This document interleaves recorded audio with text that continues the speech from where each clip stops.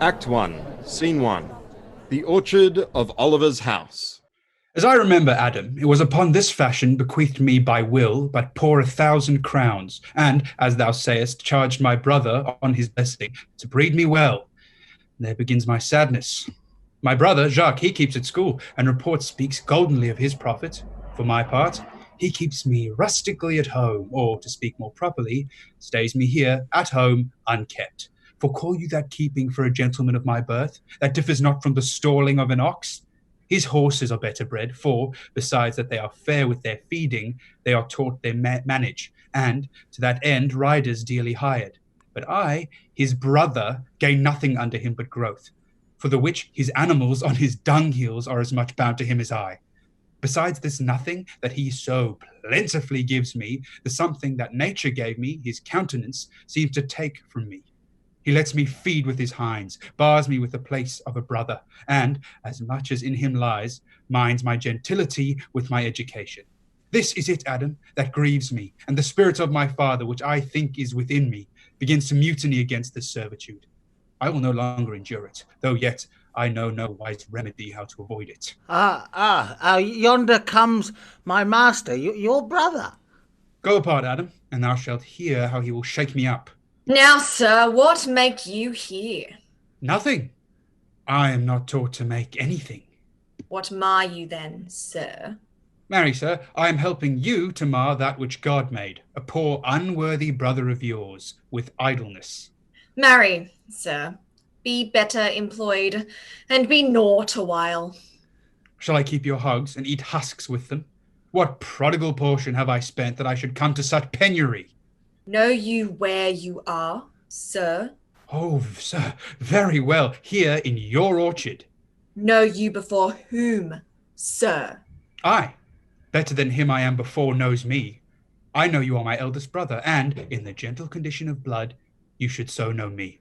The courtesy of nations allows you my better, in that you were firstborn, but the same tradition takes not away my blood, were there 20 brothers betwixt us. I have as much of my father in me as you, albeit, I confess, your coming before me is nearer to his reverence. What, boy? Come, elder brother, you are too young in this. Wilt thou lay hands on me, villain? I am no villain. I am the youngest son of Sir Roland de Boyce. He was my father, and he is thrice a villain that says such a father begot villains. Wert thou not my brother, I would not take this hand from thy throat till this other had pulled out thy tongue for saying so. Thou hast railed on thyself.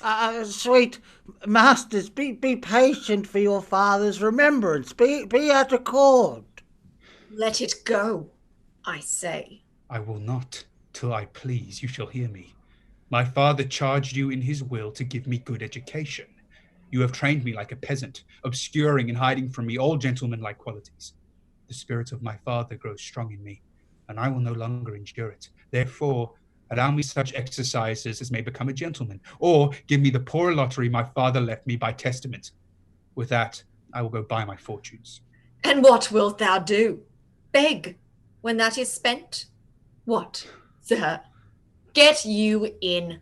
I will not long be troubled with you. You shall have some part of your will. I pray you, leave me. I will no further offend you than becomes me for my good. Get you with him, you old dog. Is old dog my reward? Most true, I have lost my teeth in your service. God be with you, my old master. My old master, he would have not spoke such a word. Is it even so?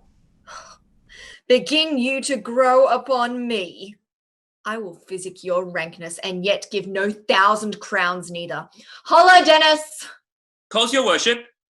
Was not Charles, the Duke's wrestler, here to speak with me? So please you, he is here at the door and importunes access to you. Call him in. 'Twill be a good way, and tomorrow the wrestling is. Good morrow to your worship. Good Monsieur Charles. What's the new news at the new court? Well, there's no news at the court, sir, but the old news. That is, the old Duke is banished by his younger brother, the new Duke, and 3 or 4 loving lords have put themselves into his voluntary exile with him. whose lands and revenue enrich the new Duke. Therefore he gives him good leave to wander. Can you tell if Rosalind, the Duke's daughter, be banished with her father? Oh, no, for the Duke's daughter, her cousin, loves her. So, being ever from their cradles bred together, that she would have followed her exile, would have died to stay behind her. She's at the court, and no less beloved of her uncle than his own daughter, and never two ladies loved as they do. Where will the old Duke live? They say he is already in the forest of Arden, and many merry men with him, and there they live like old Robin Hood of England. They say many young gentlemen flock to him every day, and fleet the time carelessly as they did in the Golden World. What, you wrestle tomorrow before the new Duke? Marry do I, sir, and I came to acquaint you with the matter. I am given, sir, secretly to understand that your younger brother, Orlando, hath a disposition to come in disguise against me to try a fall. Now tomorrow, sir, I wrestle for my credit, and he that escapes me without some broken limb shall acquit him well. Your brother is but young and tender, and for your love I would be loath to foil him, as I must, for my own honour, if he come. Therefore, out of my love to you, I came hither to acquaint you withal, that either you might stay him from his intendment, or brook such disgrace well as he shall run into, is that it is a thing of his own search, and altogether against my will. Charles, I thank thee for thy love to me, which thou shalt find I will most kindly requite. I had myself notice of my brother's purpose herein, and have by underhand means laboured to dissuade him from it. But he is resolute. I'll tell thee, Charles, it is the stubbornest young fellow of France, full of ambition, an envious emulator of every man's good parts, a secret and villainous contriver against me, his natural brother. Therefore, use thy discretion. I had as lief thou didst break his neck as his finger. And thou wert best look to it, for if thou dost him any slight disgrace, or if he do not mightily grace himself on thee, he will practice against thee by poison, entrap thee by some treacherous device, and never leave thee till he had ta'en thy life by some indirect means or other. For, I assure thee, and almost with tears I speak it, there is not one so young and so villainous this day living. I speak but brotherly of him, but should I anatomize him to thee as he is, I must blush and weep, and thou must pale and wonder. Well, I am heartily glad I came hither to you. If he come tomorrow, I'll give him his payment. If ever he go alone again, I'll never wrestle for prize no more, and so God keep your worship. Farewell, good Charles. Now will I stir the gamester. I hope I shall see an end of him. For my soul, yet I know not why, hates nothing more than he. Yet he's gentle, never schooled, and yet learned, full of noble device of all sorts, enchantingly beloved, and indeed so much in the hearts of the world, and especially of my own people, who best know him, that I am altogether misprized. But it shall not be so long. This wrestler shall clear all. Nothing remains but that I kindle the boy thither, which now I'll go about. Act 1, Scene 2. On a lawn before the Duke's palace. I pray thee, Rosalind, sweet, my coz, be merry. Cecilia, I show more mirth than I am mistress of, and would you yet I were merrier, unless you could teach me to forget a banished father, you must not learn me how to remember any extraordinary pleasure. Herein I see thou lovest me not with the full weight that I love thee. If my uncle, thy banished father, had banished thy uncle, the Duke, my father, so thou hadst been still with me, I could have taught my love to take thy father for mine. So wouldst thou, if the truth of thy love to me was so righteously tempered as mine is to thee. Oh, well, I will forget the condition of my estate to rejoice in yours. You know my father hath no child but I, nor none is like to have. And truly, when he dies, thou shalt be his heir. For what he hath taken away from thy father perforce, I will render thee again in affection. By mine honour, I will. And when I break that oath, let me turn monster. Therefore, my sweet Rose, my dear Rose, be merry. From henceforth I will, cuz. Ooh, and devise sports. Let me see. What do you think of falling in love? Marry, I prithee, do to make sport withal, but love no man in good earnest, nor no further in sport neither than with the safety of a pure blush, and thou mayest in honour come off again. What shall be our sport then? Let us sit and mock the good housewife Fortune from her wheel, that her gifts may henceforth be bestowed equally. Oh, we could do so, for her benefits are mightily misplaced, and the bountiful blind woman doth most mistake in her gifts to women. 'Tis true. For those that she makes fair, she scarce makes honest, and those that she makes honest, she makes very ill-favouredly. Nay, now thou goest from Fortune's office to Nature's.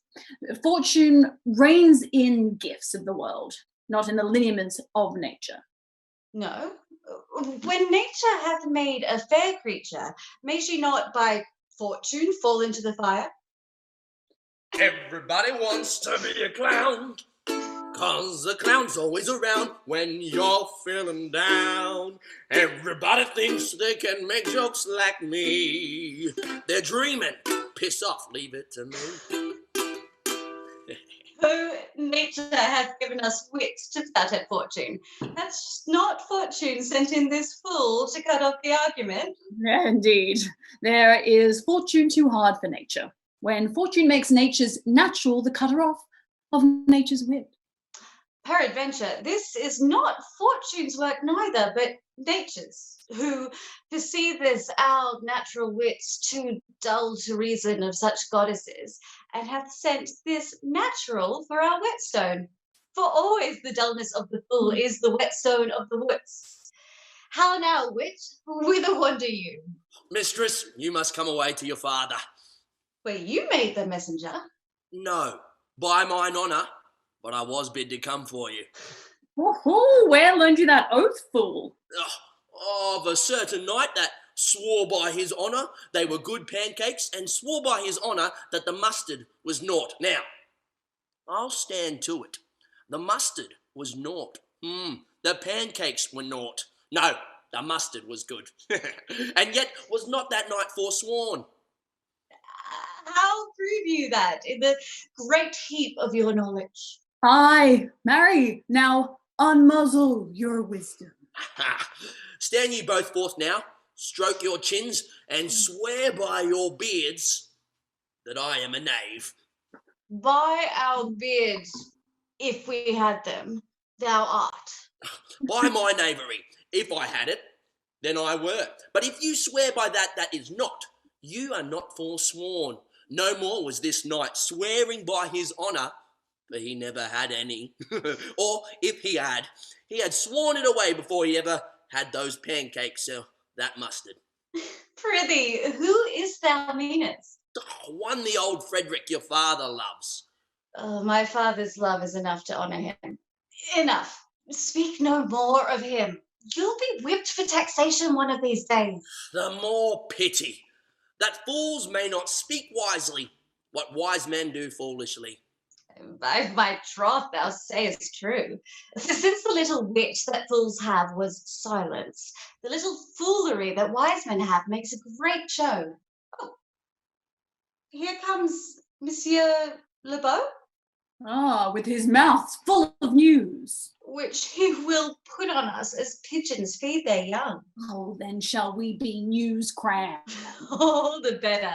We shall be the more marketable. Bonjour, Monsieur Lebeau. What's the the news? Fair princess, you have lost much good sport. Sport? Of what colour? Oh, what colour, madam? Oh, how shall I answer you? As wit and fortune will. Or as the destinies decree. Well said. I was laid on with a trowel. Nay, if I keep not my rank, Thou losest thy old smell. Oh, you amaze me, ladies. Oh, no. I would have told you of good wrestling, which you have lost the sight of. Tell us the manner of the wrestling. Oh, I will tell you the beginning, and if it please your ladyships, you may see the end, for the best is yet to do. And here, where you are, they are coming to perform it. Well, the beginning, that is dead and buried. There comes an old man and his 3 sons. I could match this beginning with an old tale. 3 proper young men of excellent growth and presence, With bills on their necks, be it known unto all men by these presents. eldest of these 3 wrestled with Charles, the Duke's wrestler, which Charles in a moment threw him and broke 3 of his ribs, that there is little hope of life in him. So he served their 2nd, and so their 3rd. Yonder they lie. The poor old man, their father, making such a pitiful dole over them that all the beholders quite take his part with weeping. Alas.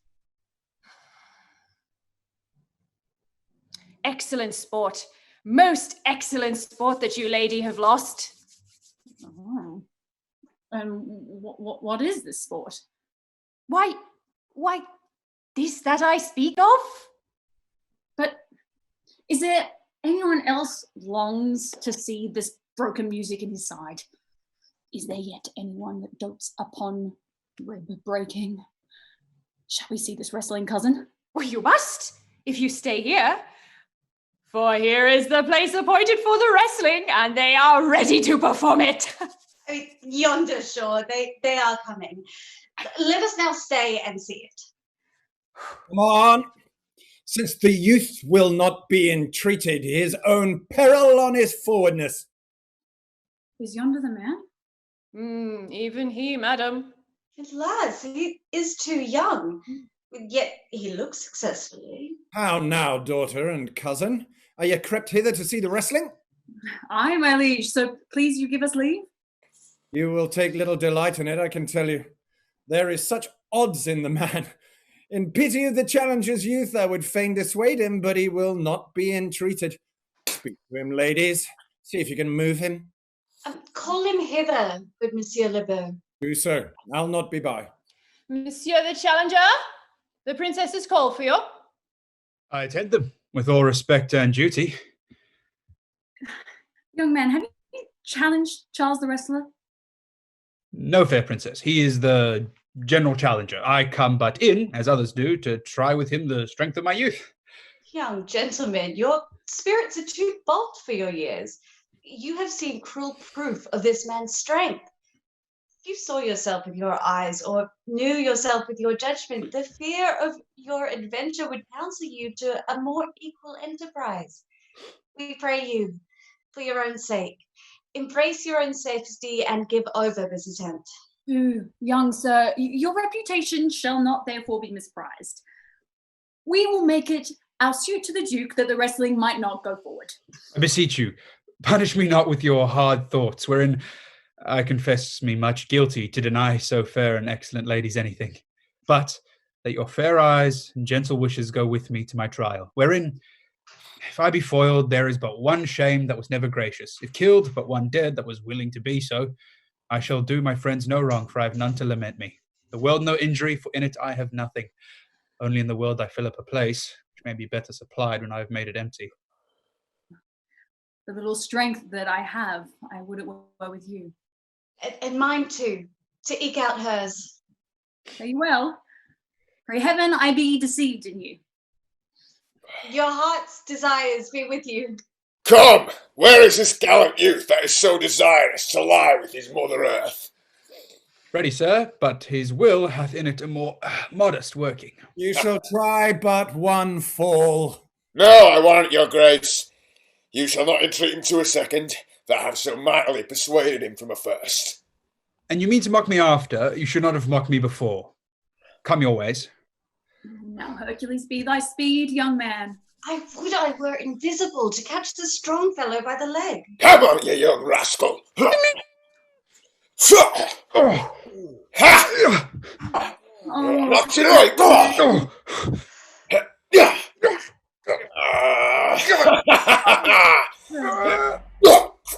If I had a thunderbolt in my eye, I can tell you should down.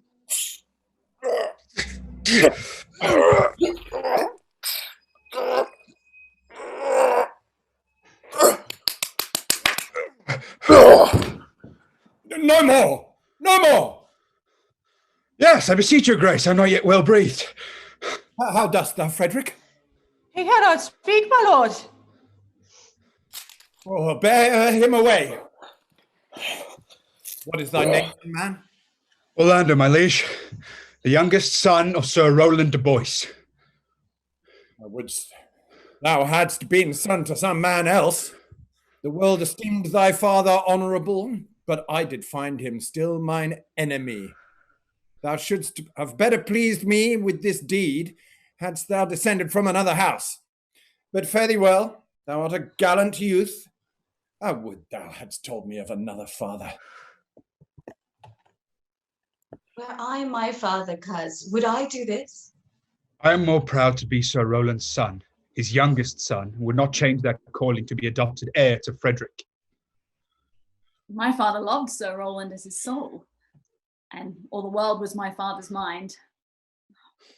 Had I before known that this young man, his son, I should have given him tears unto entreaties ere he should have thus ventured. Gentle cousin, let us go and encourage him. My father's rough and envious disposition sticks at me at my heart. Sir, you have well deserved. If you do keep your promises in love, but justly have you exceeded all promise, your mistress shall be happy. Gentlemen,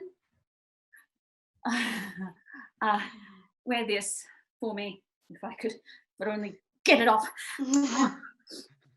One out of suits of fortune. That could give more, but her hand lacks means. Shall we go, coz? Aye. Fare you well, fair gentlemen. Can I not say thank you? My better parts are all thrown down, and that which here stands up is but a quintain, a mere lifeless block. He calls us back. Oh, my pride fell with my fortunes. I'll ask him what he would. Did you call, sir?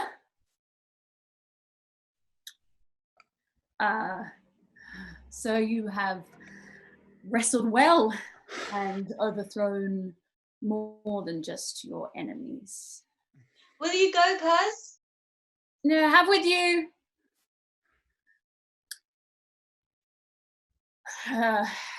Fare you well.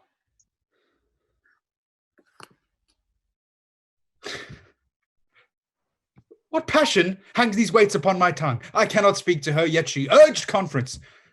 Poor Orlando, thou art overthrown, or Charles, or something weaker masters thee. Good sir, I do in friendship counsel you to leave this place, albeit you have deserved high commendation, true applause, and love. Yet such now is the Duke's condition that he misconstrues all that you have done. The Duke is humorous. What he is indeed more suits you to conceive than I to speak of.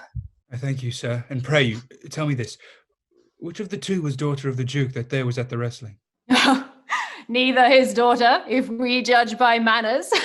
But yet indeed, the lesser is his daughter. The other is daughter to the banished Duke, and here detained by her usurping uncle to keep his daughter company, whose loves are dearer than the natural bond of sisters. But I can tell you that of late this duke hath ta'en displeasure against his gentle niece, grounded upon no other argument but that the people praise her for her virtues and pity her for her good father's sake, and on my life, his malice gainst the lady will suddenly break forth. Oh, sir, fare you well. Hereafter, in a better world than this, I shall desire more love and knowledge of you. I rest much bounden to you. Fare you well. Thus must I from the smoke into the smother, from tyrant duke unto a tyrant brother. But heavenly Rosalind. Act 1, Scene 3. A room in the palace. My cousin, why, Rosalind, Cupid have mercy, not a word. Not one to throw at a dog. No, thy words are too precious to be cast away upon curs. Throw some of them at me. Come, lay me with reasons. Well, then there will be two cousins laid up, when the one should be lamed with reasons and the other mad without any. But is all this for your father? No. Some of it is for my child's father. Oh, how full of beers is this working day world. They are but Burr's cousins, thrown upon thee in holiday foolery. If we walk not in the trodden path, our very petticoats will catch them. I could shake them of my coat. These burrs are in my heart. Hem them away. I would try if I could cry hem and have him. Come, wrestle with thy affection. Oh, they take the part of a better wrestler than myself. Oh, a good wish upon you. You will try in time, in despite of a fall. But turning these jests out of service, let us talk in good earnest. Is it possible on such a sudden you should fall so into a strong liking with old Sir Rosalind's youngest son? Oh, my duke, my father loved his father dearly. Doth it therefore ensue that you should love his son so dearly? I mean, by this kind of chase, I should hate him, for my father hated his father dearly. Yet I hate not Orlando. No, faith, hate him not for my sake. Why should I not? Doth he not deserve it well? Let me love him for that. And do you love him because I do? Oh, look, here comes the Duke. With his eyes full of anger. Mistress, dispatch you with your safest haste and get you from our court. Me, uncle. You, cousin. Within these 10 days, if thou beest found so near our public quarters 20 miles, thou diest for it. I do beseech your grace, let me the knowledge of my fault bear with me. If with myself I hold intelligence or have acquaintance with mine own desires, if that I do not dream or be not frantic, as I trust I am not, then, dear uncle, never so much as in a thought unborn did I offend your highness. Thus do all traitors. If their purgation did consist in words, they are as innocent as grace itself. Let it suffice that I trust thee not. Yet your mistrust cannot make me a traitor. Tell me whereon the likelihood depends. Thou art thy father's daughter. There's enough. So was I when your highness took his dukedom. So was I when your highness banished him.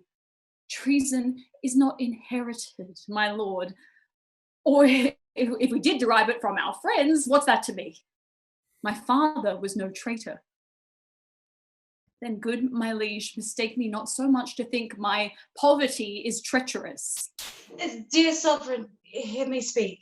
Aye, Celia. We stayed her for your sake. Else had she with her father ranged along. I did not then entreat to have her stay.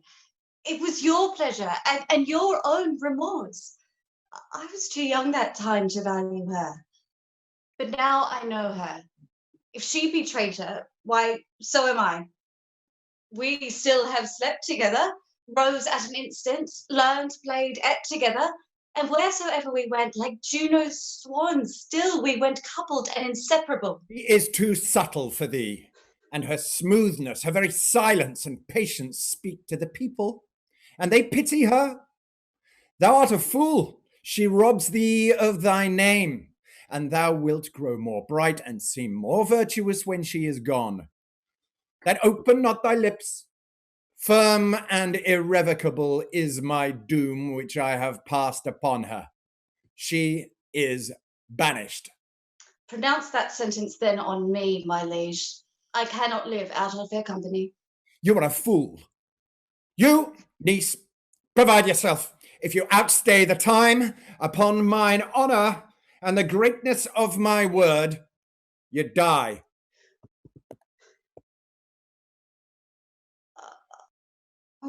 My poor Rosalind, whither wilt thou go? Wilt thou change fathers? I'll give thee mine. I charge thee, be thou not more grieved than I am. I have more cause. Thou hast not, cousin. Prithee, be cheerful. Knowest thou not the Duke hath banished me, his daughter? Well, that he hath not. No? Hath not. Rosalind lacks then the love which teacheth thee that thou and I am one. Shall we be sundered? Shall we part, sweet girl? No. Let my father seek another heir.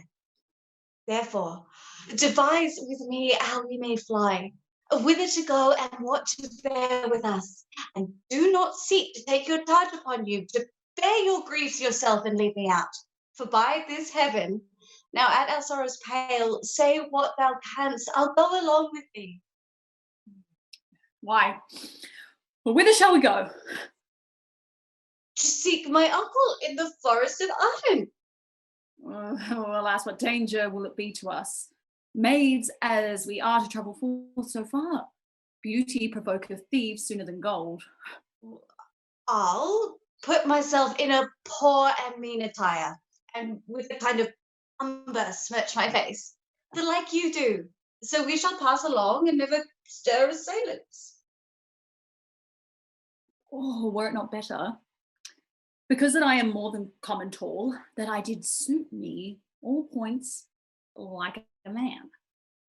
A gallant curtal axe upon my thigh, a boar spear in my hand, and in my heart lie there what hidden woman's fear there will have a swashing and a marshal outside, as many other mannish cowards have that do outface it with their semblances. What shall I call thee when thou art a man? Oh, I'll have no worse a name than Job's on page. And therefore, look, you call me Ganymede. So what will you be called? Something that hath a reference to my state. No longer Celia, but Aliena. Oh, okay. Oh, cousin, if we essayed to steal the clownish fool out of your father's court, would he not be a comfort to our trouble? He'll go along over the wild world with me. Leave me alone to woo him. Let's away and get our jewels and our wealth together. Devise the fittest time and safest way to hide from pursuit that will be made after my flight. Now go we in content to liberty, not to banishment. Act 2, Scene 1. In the forest of Arden. Now, my co-mates and brothers in exile, hath not old custom made this life more sweet than that of painted pomp? Are not these woods more free from peril than the envious court? Here we feel but the penalty of Adam, the season's difference, as the icy fang and churlish wind chiding in winter, which, when it bites and blows upon our body, even till I shrink with cold, I smile and say, this is no flattery. These are counsellors that feelingly persuade me what I am. Sweet are the uses of adversity, which, like the toad, ugly and venomous, wears yet a precious jewel in his head. And this our life, exempt from public haunt, finds tongues in trees, and books in running brooks, and sermons in stones, and good in everything. I would not change it. Happy is your grace that can translate the stubbornness of fortune into so quiet and so sweet a style. Come, shall we go and kill us venison? And yet it irks me that these poor dappled fools, being native burghers of this desert city, should in their own confines with forked heads have their round haunches gored.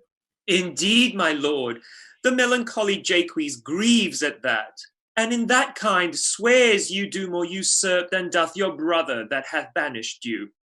Today my lord of Amiens and myself did steal behind him as he lay along under an oak, whose antique root peeps out upon the brook that brawls along this wood, to the which place a poor sequestered stag that from the hunter's aim had ta'en a hurt, did come to languish, and indeed, my lord, the wretched animal heaved forth such groans that their discharge did stretch his leathern coat almost to bursting, and the big round tears coursed one another down his innocent nose in piteous chase.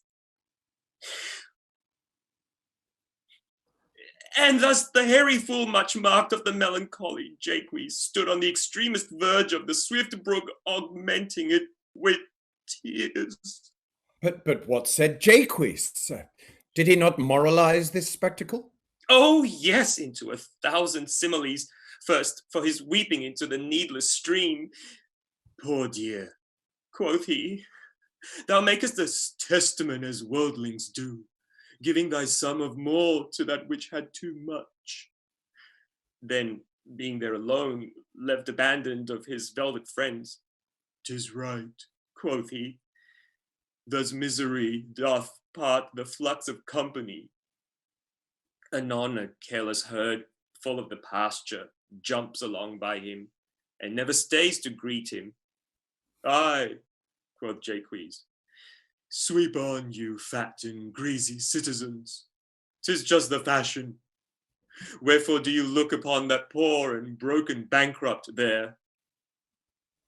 Thus most invectively he pierceth through the body of the country, city, court, yea, and of this our life, swearing that we are mere usurpers, tyrants, and what's worse, to fright the animals and to kill them up in their assigned and native dwelling place.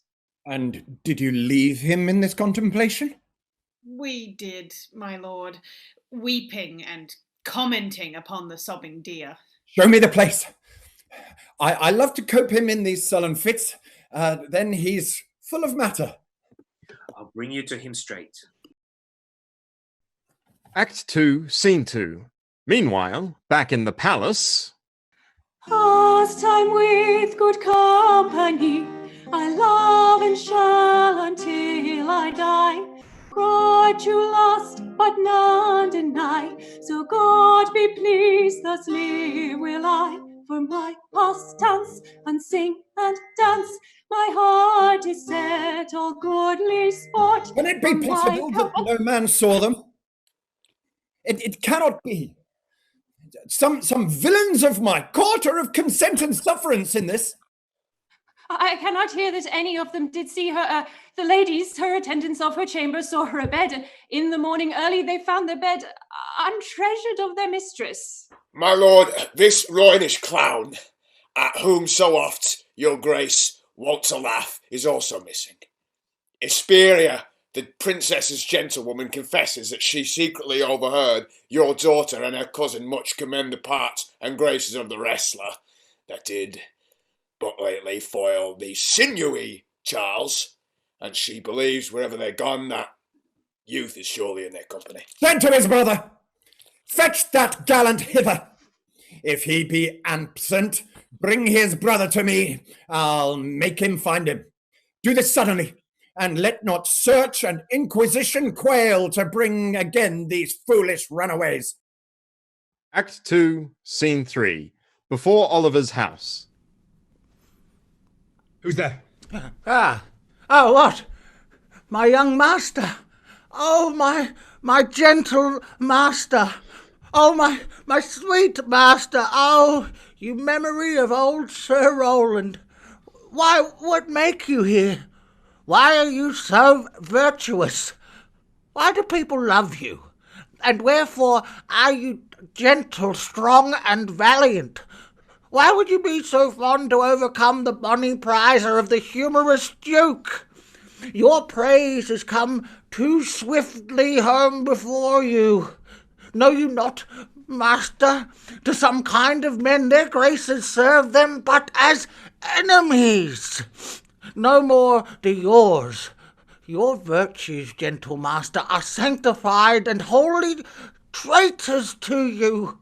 Oh, what a world is this, when what is comely envenoms him that bears it. Why, what's the matter?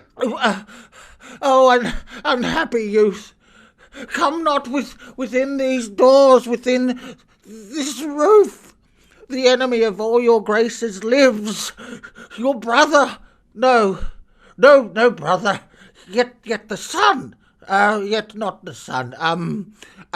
Yet not the son. I will not call him son. Of him I was about to call his father. He hath your praises, and this night he means to burn the lodging where you used to lie, and you within it. If he fail of that, he will have other means to cut you off. I overheard him and his practices. This is no place. This is a house of butchery. Abhor it. Fear it. Do not enter it. Why, whither, Adam, wouldst thou have me go? No matter whither. So you come not here. What? Wouldst thou have me go and beg my food, or with a base and boisterous sword enforce a thievish living on the common road? This I must do, or know not what to do. Yet this I will not do how I can. I rather will subject me to the malice of a diverted blood and a bloody brother. But do not so. I have 500 crowns, the thrifty hire I saved under your father, which I did store to be my foster nurse when service should in my old limbs lie lame and unregarded age in corner's throne. Take it, take that, and that doth the ravens feed, yet providently caters for the sparrow. Be comfort to my age. Here is the gold, and all this I give you. Let me be your servant. Though I look old, yet I am strong and lusty. For in my youth I never did apply hot and rebellious liquors in my blood, nor did not with unabashful forehead woo the means of weakness and debility. Therefore my age is a lusty winter, frosty, but kindly. Oh, let me go with you. I do the service of a younger man in all your businesses and necessities. Good old man, how well in thee appears the constant service of the antique world, when service sweat for duty, not for meed. Thou art not for the fashion of these times, where none will sweat but for promotion, and having that, do choke their service up with the having. It is not so with thee. But, poor old man, thou prunest a rotten tree, that cannot so much as a blossom yield in lieu of all thy pains and husbandry, but come thy ways. We'll go along together, and ere we have thy youthful wages spent, we'll light upon some settled low content. Oh, master, go on, and I will follow thee to the last gasp with truth and loyalty. From 17 years till now, almost 80 have I lived, but now live me here no more. Yet fortune cannot recompense me better than to die well, and not my master's debtor. Act 2, Scene 4, in the forest of Arden. We are so tired, we cannot feel our feet. Celia's been complaining for hours and hours and hours, and all I want to do is eat. Solo, do zapple, beep, beep, beep, bonzi, zero, zero, zero, zero. There's a tree, do zapple, beep, beep, beep, there's another tree, and zappa, dupu, dappa, singing all the way. Later on, we'll conspire as we dream by a cozy little fire to face and unafraid of all the plans that we made. We're dying in the forest of Arden. No, we will survive. We will survive. Oh, as long as we know how to love, we know we'll stay alive. We got all our love to give, we got all our love to live, and we will survive. We will survive. Or die. Oh, Jupiter. How weary are my spirits. Oh, I care not for my spirits if my legs were not weary. I could find it in my heart to disgrace my man's apparel and cry like a woman. But I must comfort the weaker vessel, as doublet and hose ought to show itself courageous to petticoat. Therefore, courage, good Aliena. I pray you, bear with me. I cannot go no further. For my part, I had rather bear with you than bear you. Yet I should bear no cross if I did bear you, for I think you have no money in your purse. Well, this is the forest of Arden. Aye, now I am in the Arden. The more fool I. When I was at home, I was in a better place, but travellers must be content. Aye. Be so, good touchstone.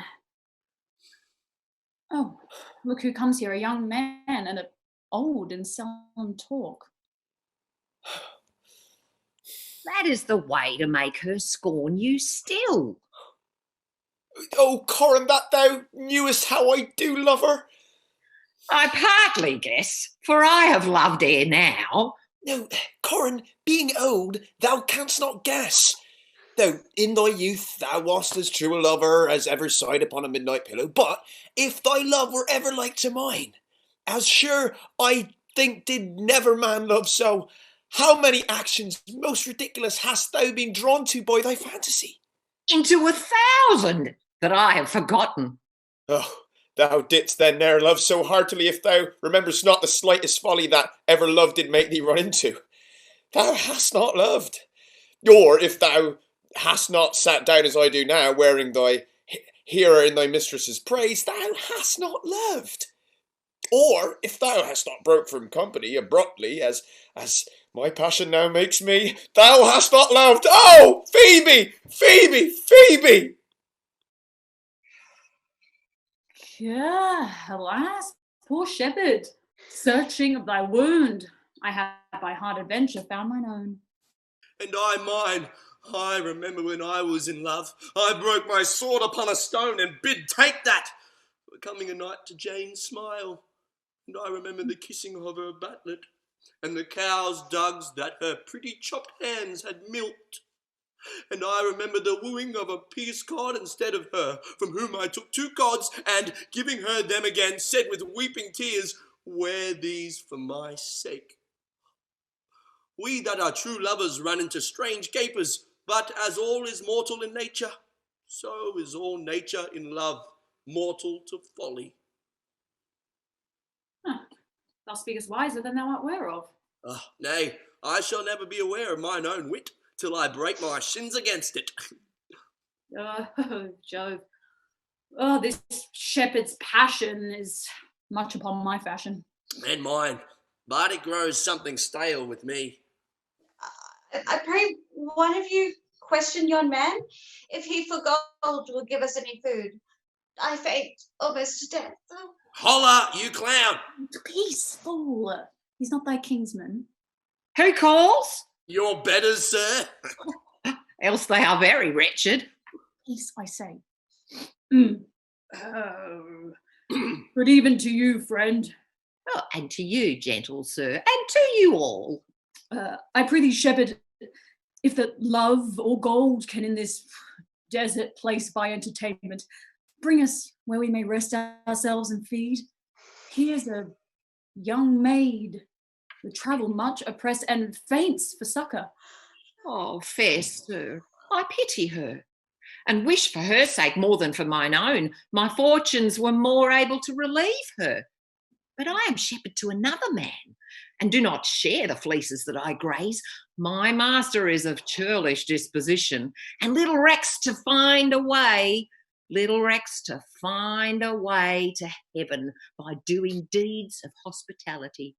Besides, his coat, his flocks and bounds of feed are now on sale, and at our sheepcote now, by reason of his absence, there is nothing that you will feed on. But what is? Come see, and in my voice most welcome shall you be. What is he that shall buy his flock and pasture? That young swain that you saw here erewhile, that little cares for buying anything. I pray thee, if I stand with honesty, buy thou the cottage, pasture, and the flock, and thou shalt have to pay for it, all of us. And we will mend thy wages. I like this place, and willingly could waste my time in it. Assuredly, the thing is to be sold. Go with me, if you like, upon report, the soil, the profit, and this kind of life. I will your very faithful feeder be, and buy it with your gold right suddenly. Act 2, Scene 5. Elsewhere in the forest. Under the greenwood tree, who loves to lie with me and turn his merry note unto the sweet bird's throat. Come hither, come hither, come hither. Here shall he see no enemy, but winter and rough weather. More, I prithee, more. It will make you melancholy, Monsieur Jaques. I thank it. Oh, more, I prithee, more. I can suck melancholy out of a song as a weasel sucks eggs.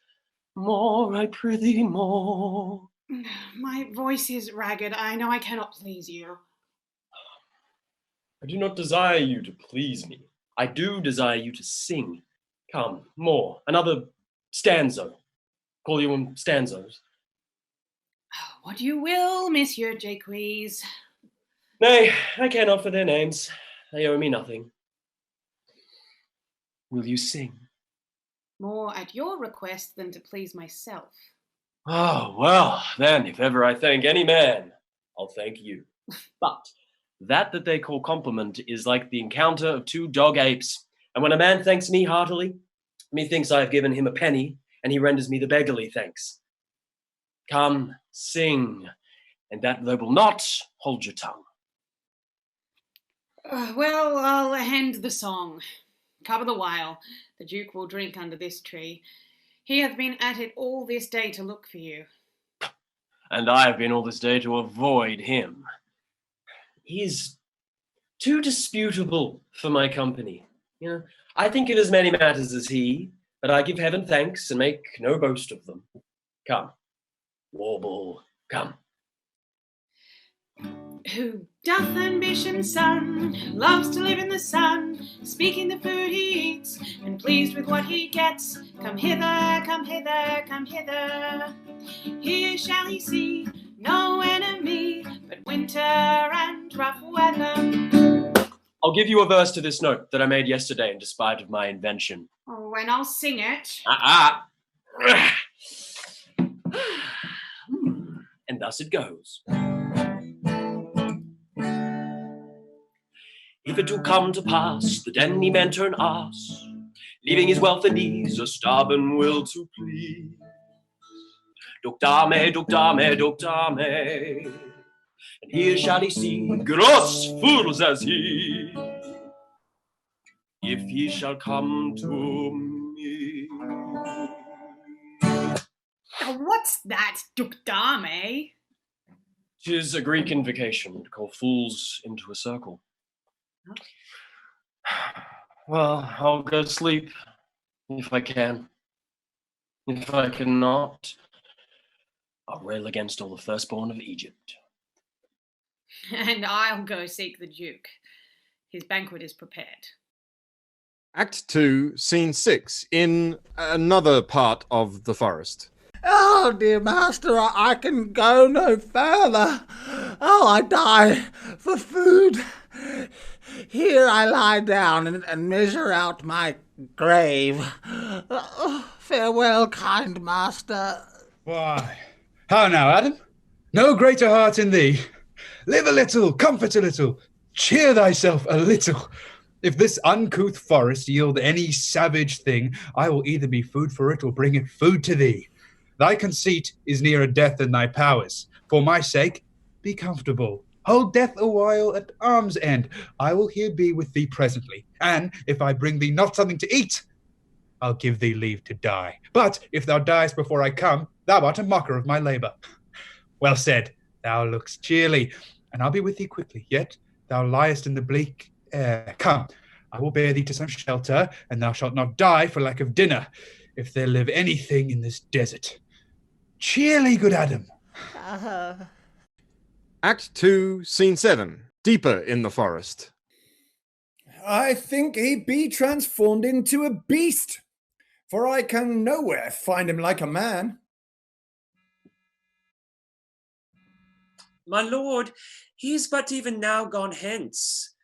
Here was he merry, hearing of a song. If he, compact of jars, grow musical, we shall have shortly discord in the spheres. Go seek him. Tell him I would speak with him. He saves my labour by his own approach. Why, how now, monsieur? What a life is this? That your poor friends must woo your company. What, you look merrily? A fool, I met a fool in the forest, a motley fool, a miserable world. As I do live by food, I met a fool who laid him down and basked in the sun and railed on Lady Fortune in good terms, in good set terms, and yet a motley fool. Good morrow, quoth I. No, sir, quoth he, call me not fool till heaven have sent me fortune. And then he drew a dial from his poke and looking at it with lackluster eye says very wisely, it is 10 o'clock. Thus we may see, quoth he, how the world wags. 'Tis but an hour ago since it was 9, and after one more hour 'twill be 11, and so from hour to hour we ripe and ripe, and from hour to hour we rot, and thereby hangs a tale. Oh, when I did hear the motley fool thus moral on time, my lungs began to crow like Chanticleer, and I did laugh sans intermission an hour by his dial. Ah, oh, noble fool! A worthy fool. Motley's the only wear. What fool is this? Oh, worthy fool, one that have been a courtier, and says, if ladies be but young and fair, they have the gift to know it. And in his brain, which is as dry as the remainder biscuit after a voyage, he hath strange places crammed with observation, the which he vents in mangled forms. Ah, that I were a fool. I am ambitious for a motley coat. Thou shalt have one. 'Tis my only suit, provided that you weed your better judgments of all opinion that grows rank in them, that I am wise. I must have liberty withal, as large a charter as the wind, to blow on whom I please, for so fools have. And they that are most galled with my folly, they most must laugh. And why, sir, must they so? Well, the wise play in his way to parish church. He that a fool doth very wisely hit, doth very foolishly, although he be smart, not to seem senseless of the bob. If not, the wise man's folly is anatomized even by the squandering glances of the fool. Invest me in my motley. Give me leave to speak my mind, and I will through and through cleanse the foul body of this infected world, if they will patiently receive my medicine. Fie on thee. I can tell what thou wouldst do. What for a counter would I do but good? Most mischievous foul sin. in chiding sin, for thou thyself hast been a libertine, as sensual as the brutish sting itself, and all the embossed sores and headed evils that thou with license of free foot hast caught, wouldst thou disgorge into the general world. Why, who cries out on pride that can therein tax any private party? Doth it not flow as hugely as the sea, till that the weary very means do ebb? What woman in the city do I name, when that I say the city woman bears the cost of princes on unworthy shoulders? Who can come in and say that I mean her, when such a one as she, such is her neighbour? Or what is he of basest function that says his bravery is not of my cost, thinking that I mean him, but therein suits his folly to the metal of my speech? There then, how then, what then? Let me see wherein my tongue hath wronged him. If it do him right, then he hath wronged himself. If he be free, why then my taxing, like a wild goose, flies, unclaimed of any man. But who comes here? Forbear, and eat no more. Why, I have not eaten any yet. Nor shalt not, till necessity be served. But what kind should this cock come of? Art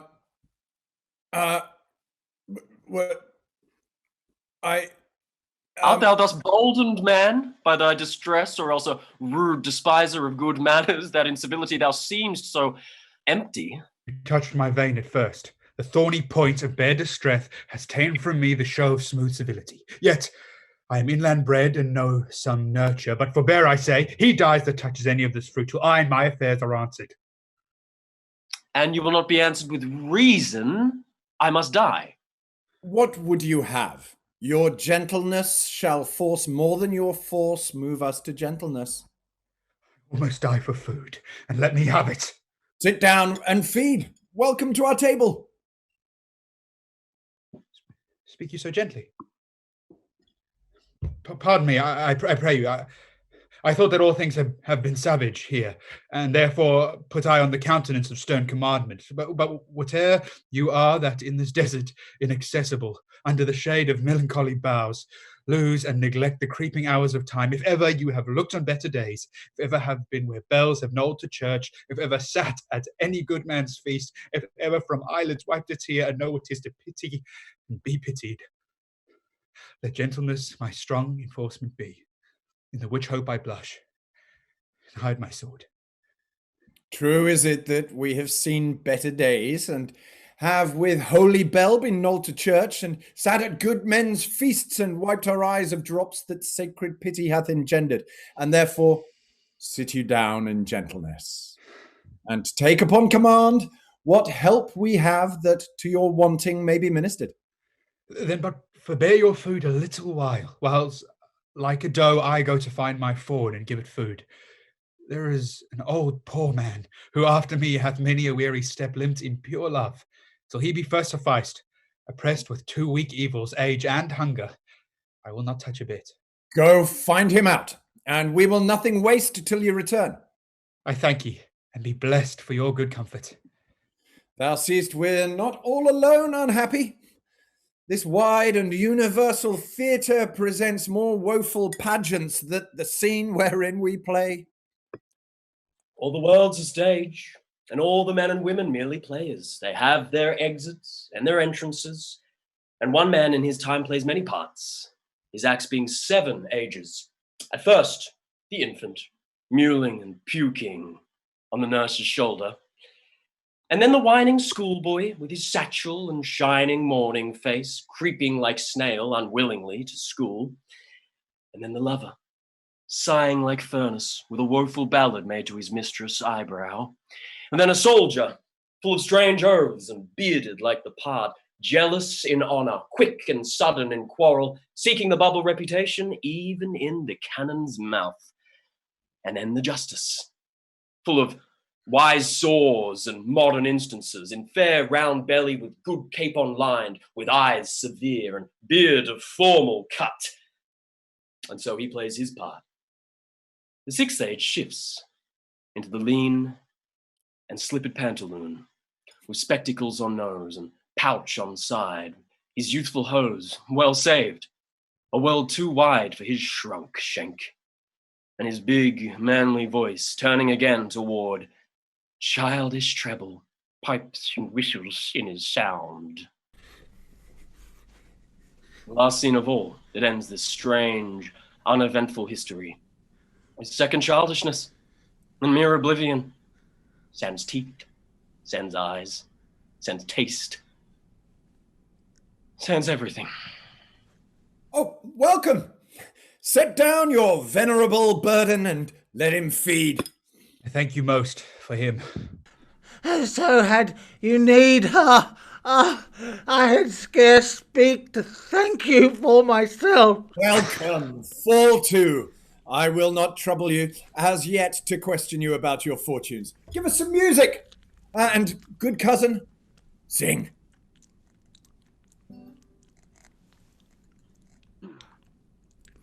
Blow, blow, thou winter wind, thou art not so unkind as man's ingratitude. Thy tooth is not so keen, because thou art not seen, although thy breath be rude. Hi-ho, sing hi-ho, unto the green holly. Most friendship is feigning, most loving mere folly. That hi-ho, the holly. This life is most jolly. Freeze, freeze, thou bitter sky, that dost not bite so nigh, as benefits forgot, though thou the waters warp, thy sting is not so sharp, as friends remembered not. Hi-ho, sing hi-ho, unto the green holly. Most friendship is feigning, most loving mere folly. Then hi-ho, the holly. If that thou were the good Sir Roland's son, as you have whispered faithfully you were, and as mine eye doth his effigies witness, most truly limbed and living in your face, be truly welcome hither. I am the duke that loved your father. The residue of your fortune, go to my cave and tell me. Give me your hand, and tell me all your fortunes understand. Act 3, Scene 1. Back at Duke Frederick's palace. Not seen him since? Sir, that cannot be. But were I not the better part made mercy, I should not seek an absent argument of my revenge that thou present. But look to it. Find out thy brother, wheresoe'er he is. Seek him with candle, bring him dead or living within this 12-month, or turn thou no more to seek a living in our territory. Thy lands, and all things that thou dost call thine, worth seizure we do seize into our hands, till thou canst quit thee by thy brother's mouth of what we think against thee. Oh, that your highness knew my heart in this. I never loved my brother in my life. More villain thou! Well, push him out of doors, and let my officers of such a nature make an extent upon his house and lands. Do this expediently, and turn him going. Act 3, Scene 2. Back in the forest. Hang there, my verse, in witness of my love. And thou, thrice crowned queen of night, survey with thy chaste eye from thy pale sphere above thy huntress name that my full life doth sway. Oh, Rosalind, these trees shall be my books, and in their barks my thoughts our character, that every eye which in this forest looks shall see thy virtue witnessed everywhere. Run, run, Orlando, carve on every tree the fair, the chaste, and inexpressive she.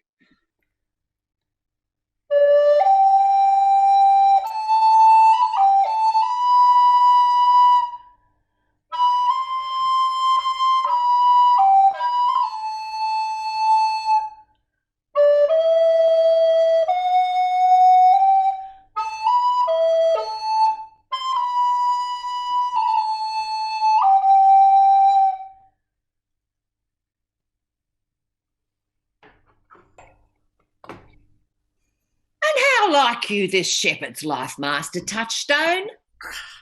Truly, shepherd, in respect of itself, it is a good life. But in respect that it is a shepherd's life, it is naught.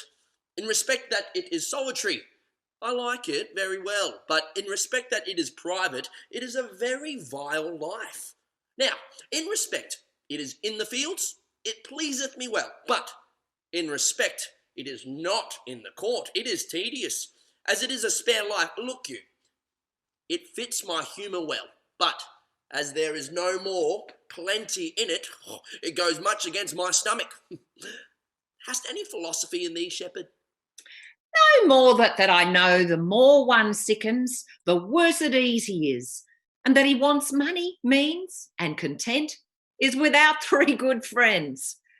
That the property of rain is to wet and fire to burn, that good pasture makes fat sheep, and that a great cause of the night is lack of the sun.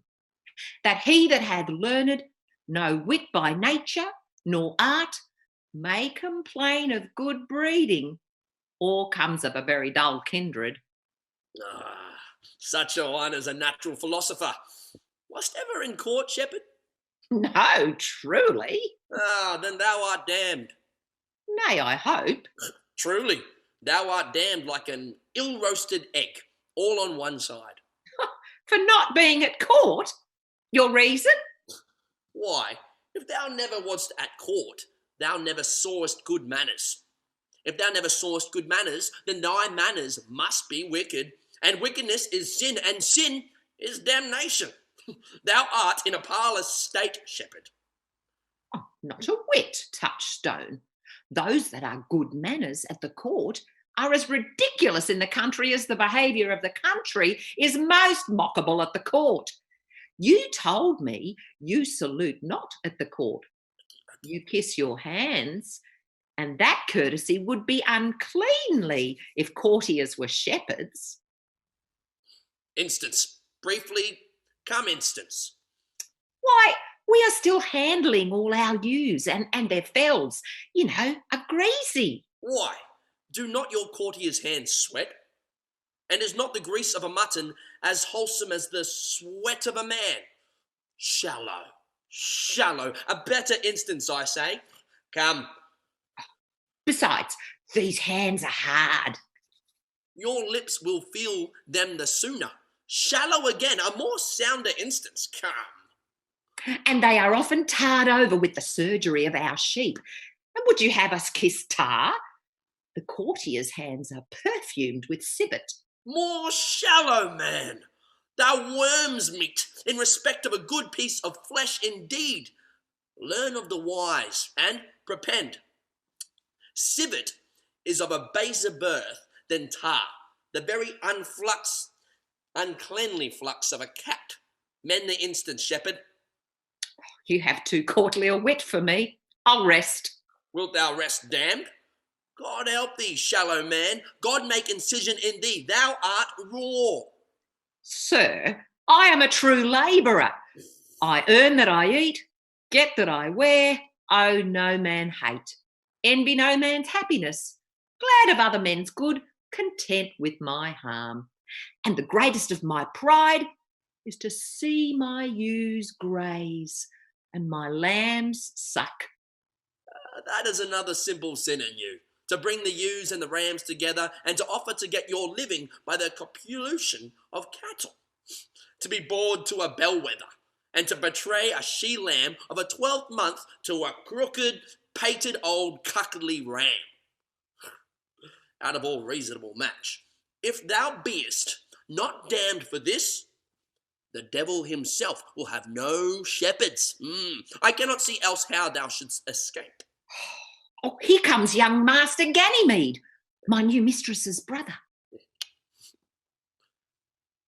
From the east to western end, no jewel is like Rosalind.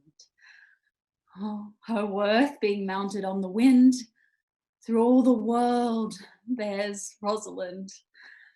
All the pictures fairest lined are but black to Rosalind. Let no fair be kept in mind, but the fair of Rosalind. I'll rhyme you so 8 years together, dinners and suppers and sleeping hours accepted.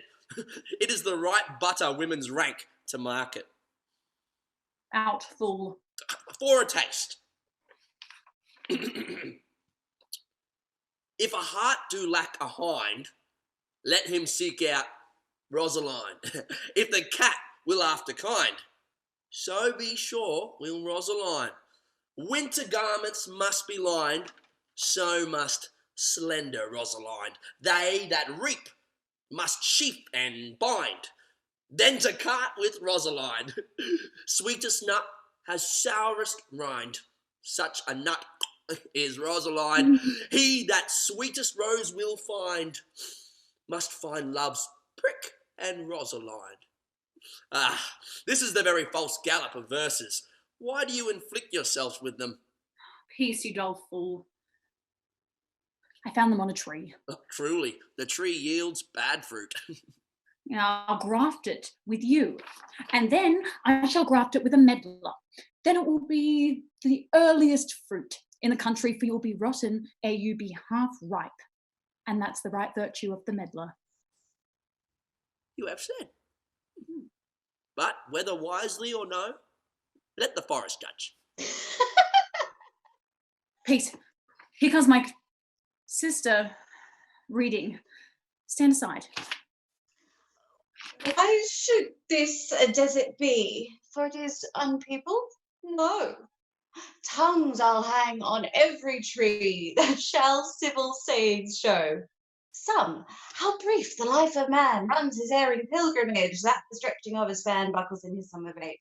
Some are violated vows twixt the souls of friend and friend, but upon the forest boughs or at every sentence end will I, Rosalinda, write, teaching all that read to know the quintessence of every sprite heaven would in little show. Therefore, heaven nature charged that one body should be filled with all races wide and large. Nature presenting distilled Helen's cheek, but not her heart, Cleopatra's majesty, Atlanta's better part, sad Lucretia's modesty. Thus Rosalind of many points by heavenly synod was devised, of many faces, eyes, and hearts, to have the touch's dearest prize. Heaven would that she these gifts should have, and I to live and die her slave. Oh, most gentle pulpiter. What tedious homily of love have you wearied your parishioners withal, and never cried, have patience, good people? Oh, no, back, friends. Shepherd, go off a little. Go with him, Sarah. Come, shepherd, let us make an honourable retreat, though not with bag and baggage, yet with scrip and scrippage.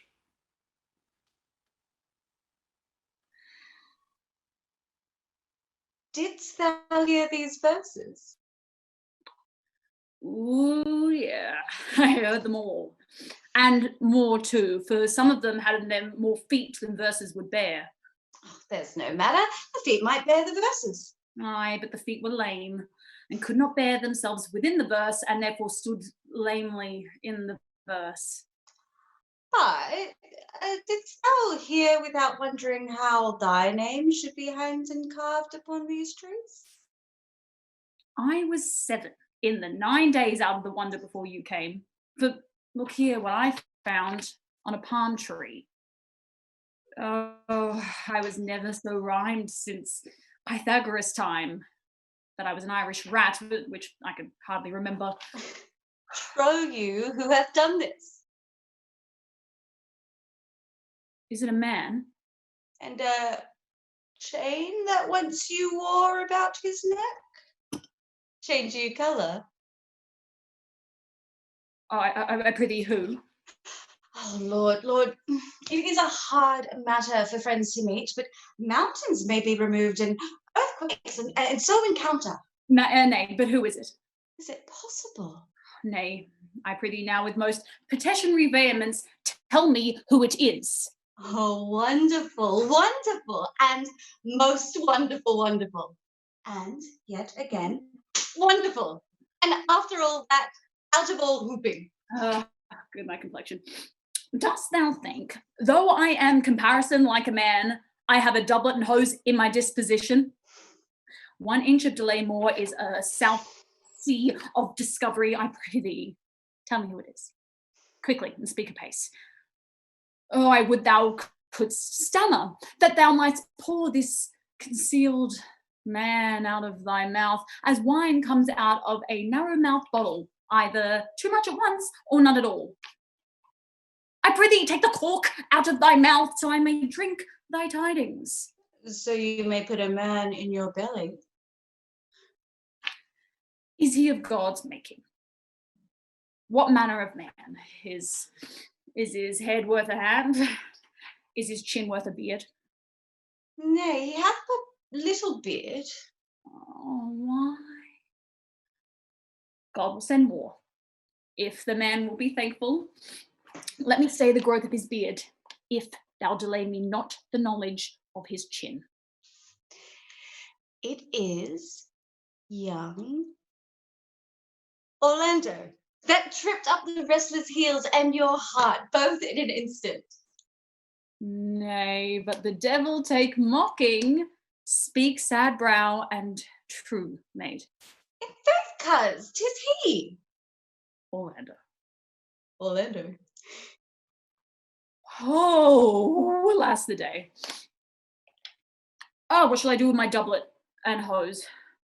What did he when thou sawest him? What said he? How looked he? Oh, wherein went he? What makes him here? Did he ask for me?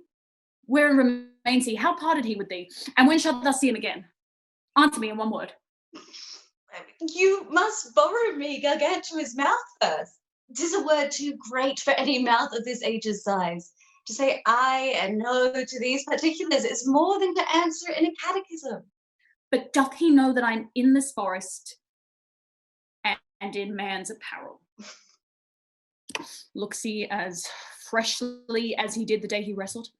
Oh my God, it is as easy to count atomies as to resolve the propositions of a lover. But take a taste of my finding him and relish it with good observance. I found him under a tree, like a dropped acorn. Oh, it may as well be called Jove's tree when it drops forth such fruit. Give me audience, good madam. Proceed. There lay he, stretched low like a wounded knight. Oh, though it be a pity to see such a sight, it well becomes the ground. Cry holler to thy tongue, I prithee, it covets unseasonably. He was furnished like a hunter. Oh, ominous. Oh, he comes to kill my heart. I would sing my song without a burden, thou bringest me out of tune. Do you not know I am a woman? When I think I must speak. Sweet, say on. You bring me out. Oh, soft, comes he not here? 'Tis he. Slink by and note him. I thank you for your company, but good faith, I had as lief have been myself alone. And so had I, but yet for fashion's sake, I thank you too for your society. God be with you. Let's meet as little as we can. I do desire we may be better strangers. I pray you, mar no more trees with writing love songs in their bark. I pray you, mar no more of my verses with reading them ill-favouredly. Rosalind is your lover's name?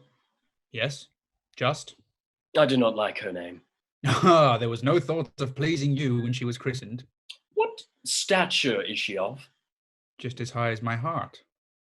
You are full of pretty answers. Have you not been acquainted with goldsmiths' wives and conned them out of rings? Not so, but I answer you right, painted cloth from whence you have studied your questions. You have a nimble wit. I think 'twas made of Atlanta's heels. Will you sit down with me, and we two will rail against our mistress, the world, and all our misery? I will chide no breather in the world but myself, against whom I know most faults. The worst fault you have is to be in love. 'Tis a fault I will not change for your best virtue. Oh, I am weary of you. By my troth, I was seeking for a fool when I found you. He is drowned in the brook. Look but in, and you shall see him. There shall I see mine own figure. Which I take to be either a fool or a cipher. I'll tarry no longer with you. Farewell, good Signor Love. I am glad of your departure. Adieu, good Monsieur Melancholy. I will speak to him like a saucy lackey, and under that habit play the knave with him. Do you hear, Forrester? Very well. What would you? I pray you, what is the clock? You should ask me what time of day. There's no clock in the forest.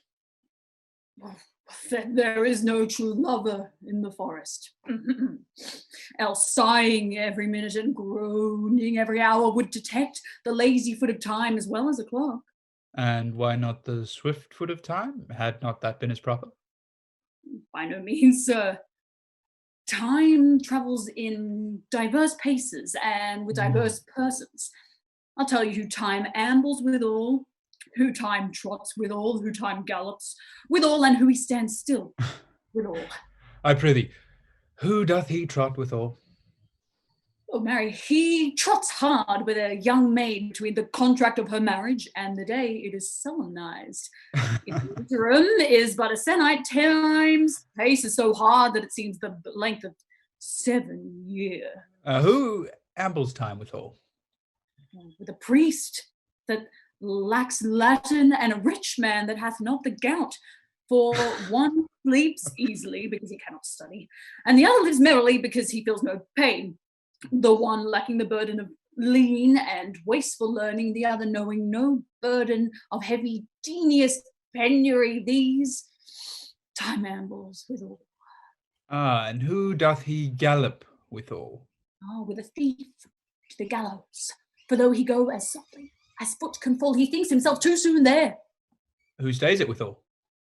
With lawyers in the vacation, for they sleep between term, and then they practice not how time moves. Where dwell you, pretty youth? With the shepherdess, my sister, here in the skirts of the forest, like fringe upon a petticoat. Are you native of this place? As the coney that you see dwell where she is kindled. Your accent is something finer than you could purchase in so removed a dwelling. I have been told so of many. But indeed, an old religious uncle of mine taught me to speak, who was in his youth an inland man, one that knew courtship too well, for there he fell in love. I have heard him read many lectures against it, and I thank God I am not a woman, to be touched with so many giddy offences as he hath generally taxed their whole sex withal. Can you remember any of the principal evils that he laid to the charge of women? There were none principal. They were all like one another as half paces. Every one fault seeming monstrous till his fellow fault came to match it. I prithee, recount some of them. No, I will not cast away my physic, but on those that are sick. There is a man that haunts the forest, that abuses our young plants with carving Rosalind on their barks, hangs odes upon hawthorns and elegies on brambles, all forsooth defying the name of Rosalind. If I could meet that fancy monger, I would give him some good counsel, for he seems to have the quedition of love upon him. I am he that is so love-shaped. I pray you, tell me your remedy. There is none of my uncle's marks on you. He taught me how to know a man in love, in which cage of rushes I am sure you are not prisoner. What were his marks? Oh, a lean cheek, which you have not, a blue eye and sunken, which you have not, an unquestionable spirit, which you have not, a beard, neglected, which you have not, but I pardon you for that. For simply your having, and beard is a younger brother's revenue. Then your hose should be unbuttoned, your bonnet unbandaged, your sleeve unbuttoned, your shoe untied, and everything about you demonstrating a careless deposition. But you are no such man. You are rather point divisive in your accoutrements, loving yourself than seeing the lover of any other. Fair youth, I would I could make you believe I love. Me? Believe it. You may as soon make her that you love believe it, which I warrant she is apter to do than to confess she does. That is one of the points in which women still give the lie to their consciousnesses. But in good sooth, are you he that hangs the verses on the trees, wherein Rosalind is so admired? I swear to thee, youth, by the white hand of Rosalind, I am that he, that unfortunate he. But are you so much in love as your rhymes speak? Neither rhyme nor reason can express how much. Love is merely a madness. And I tell you deserves as well a dark house and a whip as madmen do. And the reason why they are not so punished and cured is that the lunacy is so ordinary that the whippers are in love too. Yet I profess curing it by counsel. Did you ever cure any so? Yes. One. And in this manner. He was to imagine me his love, his mistress. And I set him every day to woo me. At which time would I, being but a moonish youth, grieve, be effeminate, changeable, longing and liking, proud, fantastical, apish, shallow, inconstant, full of tears, full of smiles, for every passion something, and for no passion truly anything, as boy and women are for the most part cattle of this colour, would now like him, now loathe him, then entertain him, then forswear him, now weep for him, then spit at him, then I drave my suitor from his mad humour of love to a living humour of madness, which was to forswear the full stream of the world and to live in a nook merely monastic. And thus I cured him. And this way will I take upon me to wash your liver as clean as a sound sheep's heart, that there shall not be one spot of love in it. I would not be cured, youth. I would cure you. If you would but call me Rosalind and come every day to my coat and woo me. Now, by the faith of my love, I will. Tell me where it is. Go with me to it. I'll show you. By the way, you shall tell me where in the forest you live. Will you go? With all my heart, good youth. Oh, nay, you must call me Rosalind. Come, sister. Will you go? Act 3, Scene 3. At another farm in the forest. Come apace, good Audrey. Good Audrey, I will fetch up your goats, Audrey. And how, Audrey? Am I a man yet? Doth my simple feature content you? Your features? Lord warrant us, what features? Oh, I am here with thee and thy goats. As the most capricious poet, honest Ovid was among the Goths. Oh, knowledge ill inhabited, worse than Jove in a thatched house. When a man's verses cannot be understood, nor a man's good wit, second with the forward child, understanding. It strikes a man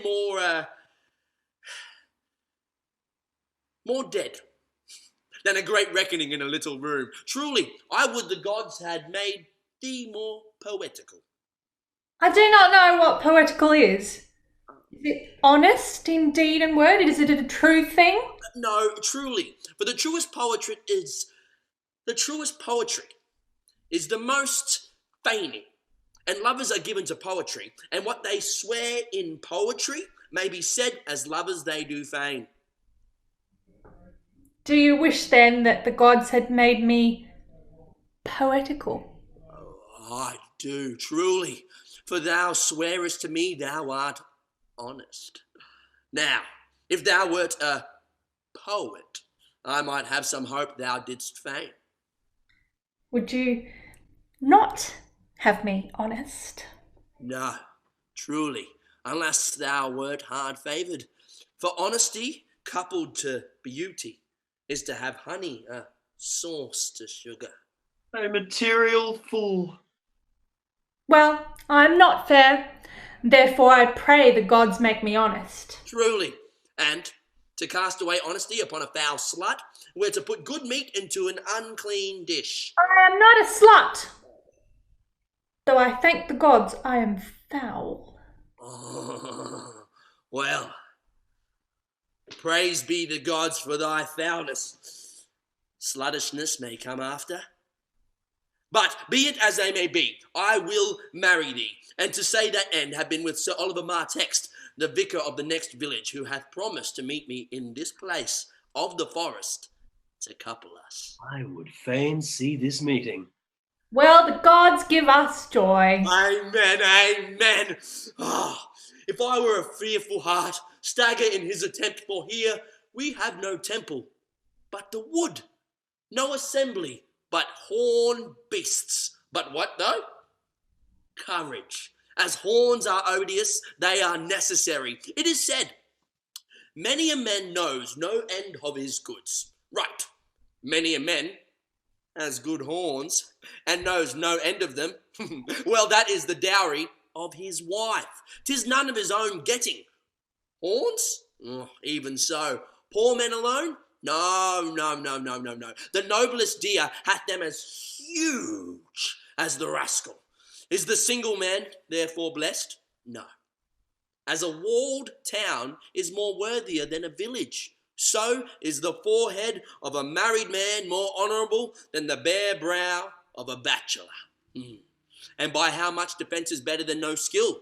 By so much is a horn more precious than to want. Here comes Sir Oliver. Sir Oliver Martext, you are well met. Will you dispatch us here under the tree, or shall we go with you to your chapel? Is there none here to give the woman? I will not take her on gift of any man. Oh, truly, she must be given, or the marriage is not lawful. Proceed. I'll give her. Good even. Good master, what do you call it? How do you say, you are very well met. God healed you for your last company. I am very glad to see you. Even a toy in hand here. Sir, nay pray, be covered. Will you be married, Motley? Oh, as the ox with his bow, sir, the horse his curb, and the falcon her bells. So man hath his desires, and as pigeons bill, so wedlock will be nibbling. And will you, being a man of your breeding, be married under a bush, like a beggar? Get you to church, and have a good priest that can tell you what marriage is. This fellow will but join you together as they join wainscot. Then one of you will prove a shrunk panel, and like green timber, warp. I am not in the mind, but I were better to be married of him than another. For he is not like to marry me well, and not being well married, it will be a good excuse for me hereafter to leave my wife. That was a side. Go thou with me, and let me counsel thee. Come, sweet Audrey, we must be married, or we must live in bawdry. Farewell, good master Oliver, not, oh, sweet Oliver, oh, brave Oliver. Leave me not behind thee, but wind away. Begone, I say, I will not to wedding with thee.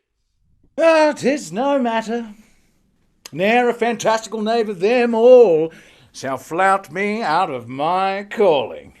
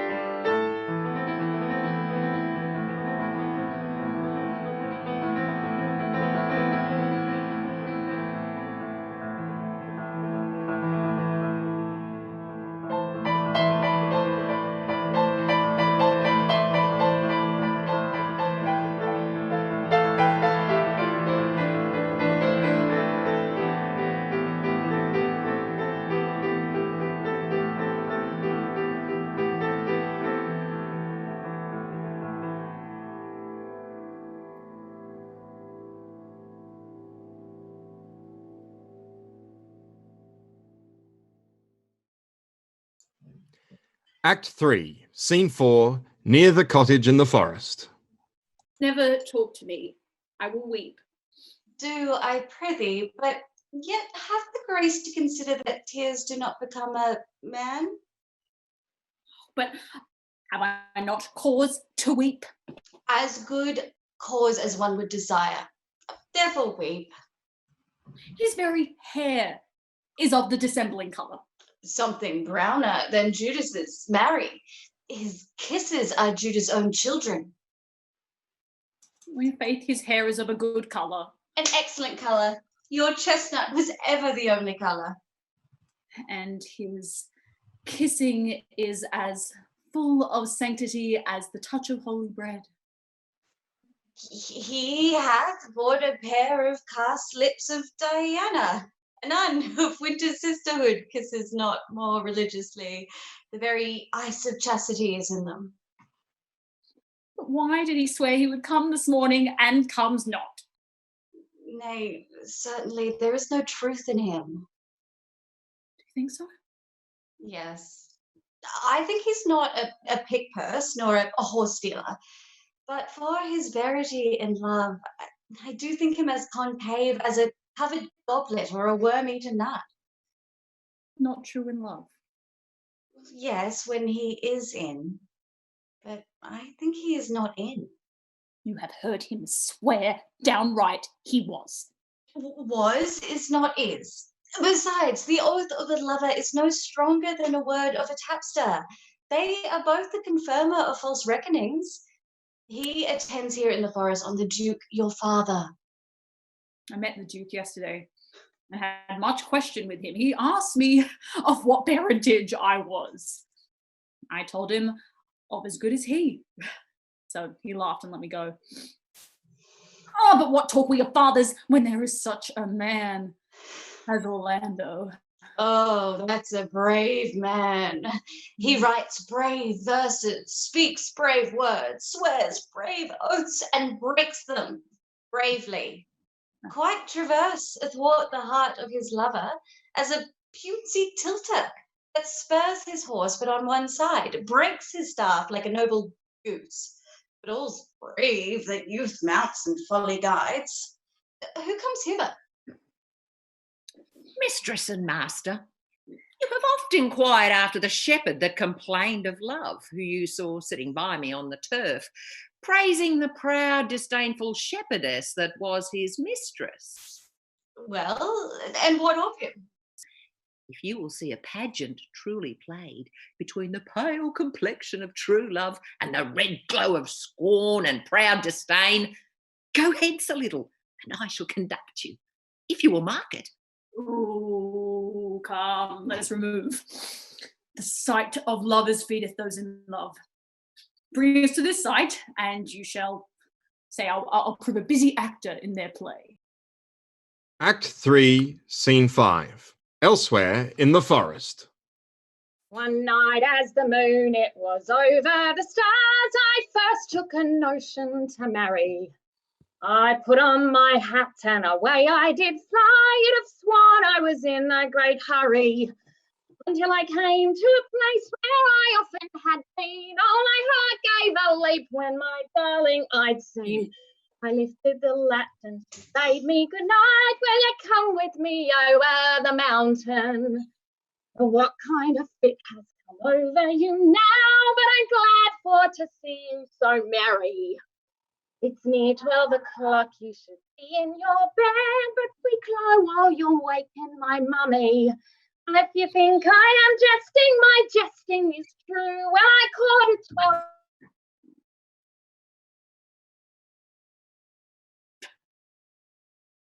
12 months, I'll be married to you. Come with me over the mountain. If I were to make an elopement with you, it is sure to be fraught with great danger. My parents would tackle and censor me too, and my friends would look on with great wonder. Oh, let them all censor and tattle away. Go consult with yourself as it's growing near day. And I don't give a damn what my lot of them say if they had you once over the mountain.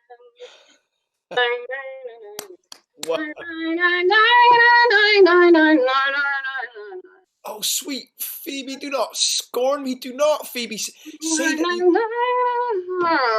you love me not, but say not so in bitterness.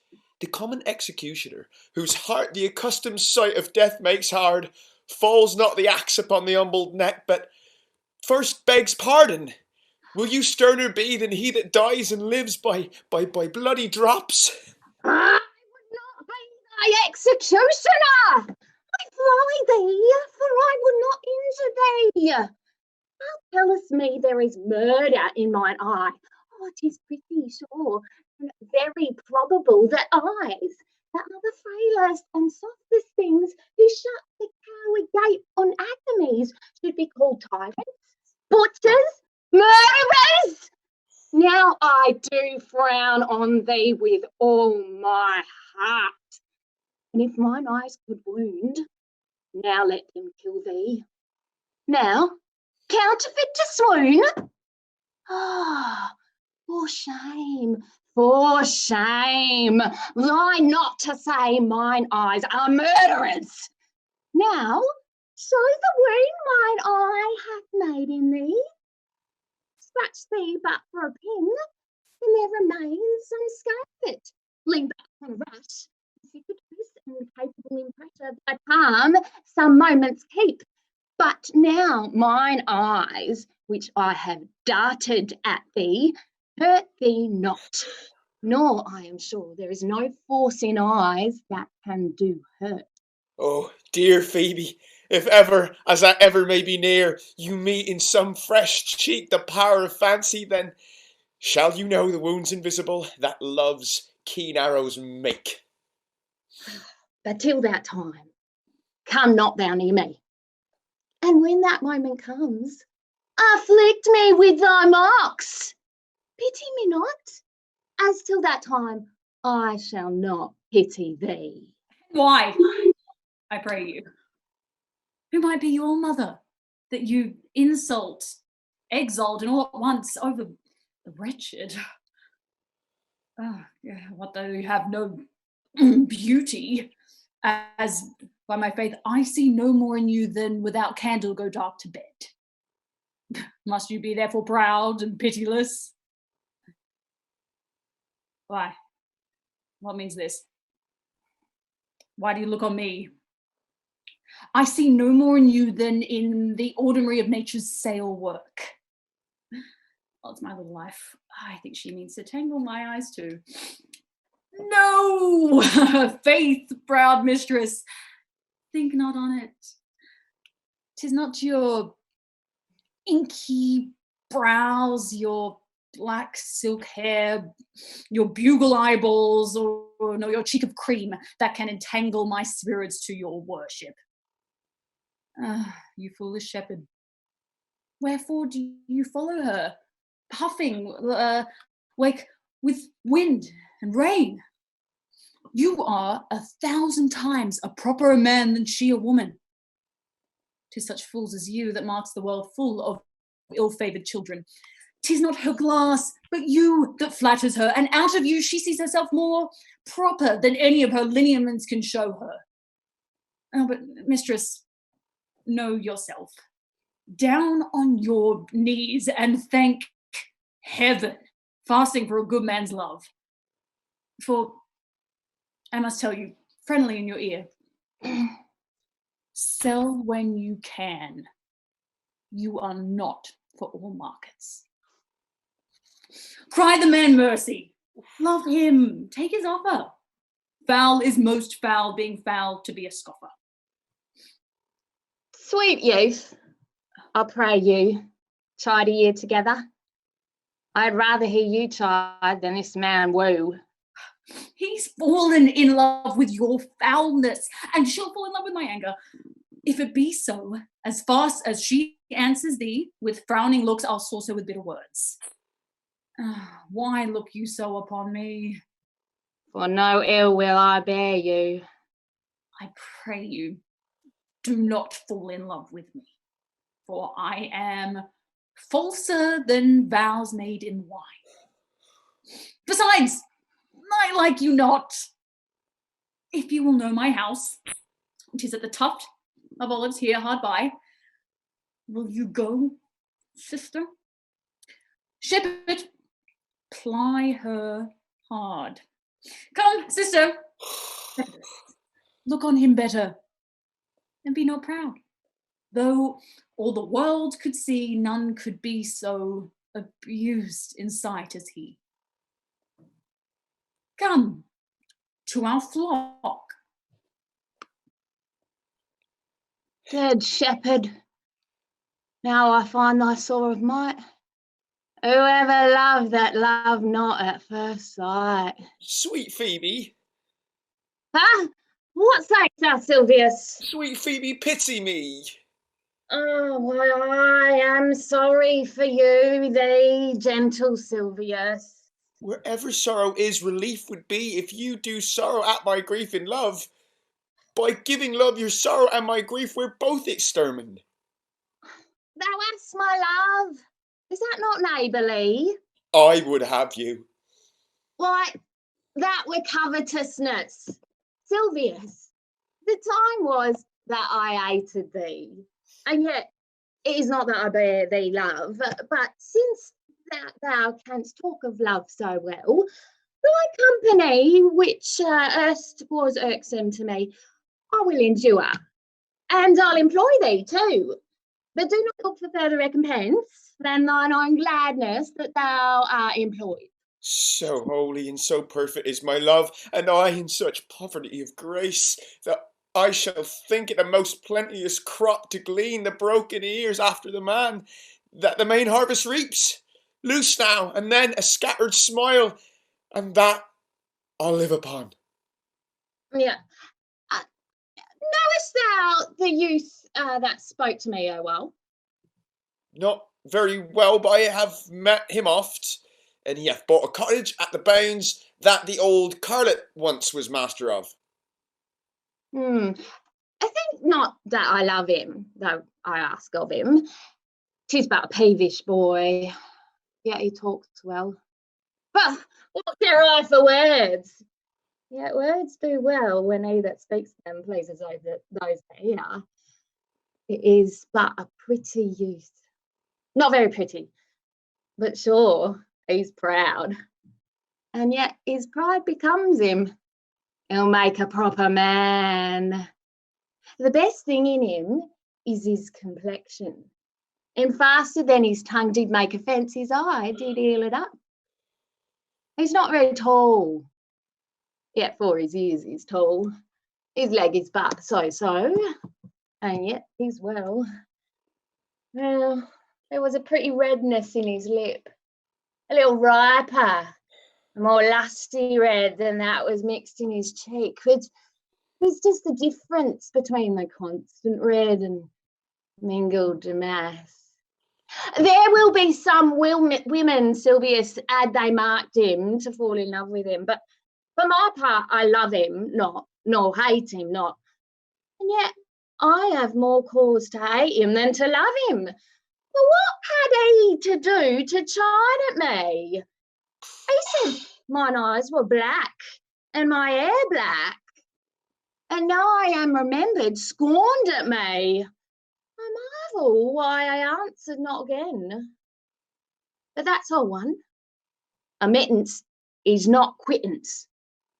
I'll write him a very taunting letter, and thou shalt bear it. Wilt thou, Silvius? Oh, Phoebe, with all my heart. I'll write it straight. The man's in me head and in me heart. I will be bitter with him and passing short. Go with me, Silvius. Act 4, Scene 1. Another place in the forest. I prithee, pretty youth, let me be better acquainted with thee. They say you are a melancholy fellow. I am so. I do love it better than laughing. Those that are in extremity of either are abominable fellows, and betray themselves to every modern censure worse than drunkards. Why? 'Tis good to be sad and say nothing. Why, then 'tis good to be opposed. I have neither the scholar's melancholy, which is emulation, nor the musician's, which is fantastical, nor the courtier's, which is proud, nor the soldier's, which is ambitious, nor the lawyer's, which is politic, nor the lady's, which is nice, nor the lover's, which is all these. But it is a melancholy of mine own, compounded of many simples, extracted from many objects, and indeed the sundry's contemplation of my travels, in which my often rumination wraps me in a most humorous sadness. A traveller. By my faith, you have great reason to be sad. I fear you have sold your own lands to seek other men's. Then to have such much and to have nothing is to have rich eyes and poor hands. Yes, I have gained my experience. And your experience makes you sad. I had rather have a fool to make me merry than experience to make me sad. And to travel for it too. Good day and happiness, dear Rosalind. Oh, nay then, God be with you when you talk in blank verse. Farewell, monsieur traveller. Look, you lisp and wear strange suits to save all the benefits of your own country. Be out of love with your nativity and almost chide God for making you that countenance you are, or I will scarce think you have swam in a gondola. Why, how now, Orlando? Where have you been all this while? You, a lover, and you serve me such another trick. Never come in my sight more. My fair Rosalind, I came within an hour of my promise. Break an hour's promise in love. He that will divide a minute into 1,000 parts and break but a part of the 1,000th part of a minute in the affairs of love. It may be said of him that Cupid hath clapped him on the shoulder, but I'll warrant him heart whole. Pardon me, dear Rosalind. Oh, nay, and you be so tardy. Come no more in my sight. I had as lief be wooed by a snail. Of a snail? I of a snail. But though he comes slowly, he carries his house on his head. A better jointure, I think, than you make a woman. Besides, he brings his destiny with him. What's that? Your white horse, which such as you are fain to be beholden to your wives for, but he comes armed in his fortune and prevents the slander of his wife. Virtue is no horn maker, and my Rosalind is virtuous. And I am your Rosalind. It pleases him to call you so, but he hath a Rosalind of a better leer than you. Come. Woo me. Woo me. For now I am in a holiday humour and like enough to consent. What would you say to me now? If I were your very, very Rosalind? I would kiss before I spoke. Nay. You had better speak first. And when you were gravelled, for lack of matter, you might take occasion to kiss. Very good orators, when they are out, they will spit, and for lovers lacking, God warn us, matter the cleanliest shift is to kiss. How if the kiss be denied? Then she puts you to entreaty, and there begins new matter. Who could be out, being before his beloved mistress? Mary, that should you, if I were your mistress. Or I should think my honesty ranker than my wit. What, of my suit? Not out of your apparel, and yet out of your suit. Am I not your Rosalind? I take some joy to say you are, because I would be talking of her. Well, in her person, I say, I will not have you. Well, then in mine own person I die. No, Faith, die by attorney. The poor world is almost 6,000 years old, and in all this time there was not any man died in his own person, videlicet, in a love cause. Troilus had his brains dashed out with a Grecian club, yet he did what he could to die before, and he is one of the patterns of love. Leander, he would have lived many a fair year, though the hero had turned none, if it had not been for a hot midsummer night. For good youth, he went but forth to wash him in the Hellespont, and being taken with the cramp, was drowned, and the foolish coroners of that age found it was hero of Sestos. But these are all lies.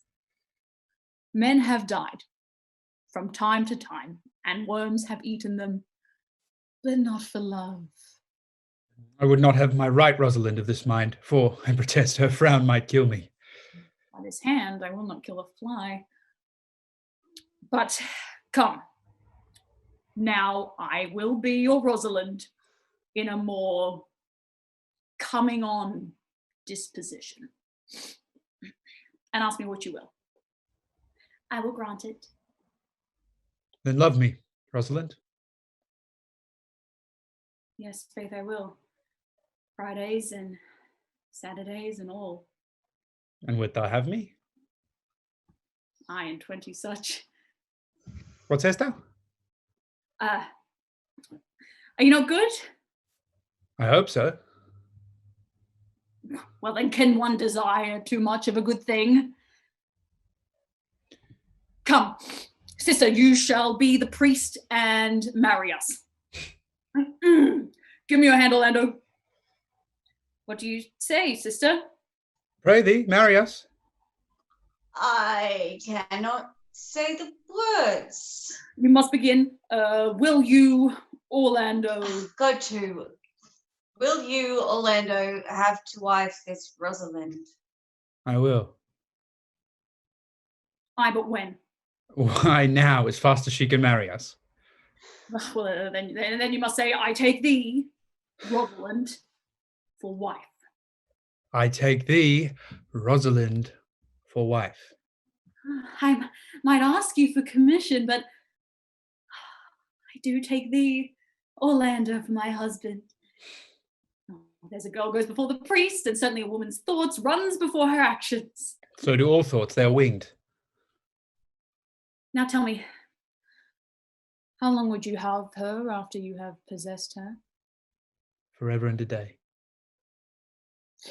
Say a day, without the other. No. Oh, Orlando. Men are April when they woo, December when they wed, maids are May when they are maids, but the sky changes when they are wives. I will be more jealous of thee than a Barbary cock pigeon over his hen, more clamorous than a parrot against rain, more newfangled than an ape, more giddy in my desires than a monkey. I will weep for nothing, like Diana in the fountain, and I will do that when you are disposed to be merry. I will laugh like a hind, and that when thou art inclined to sleep.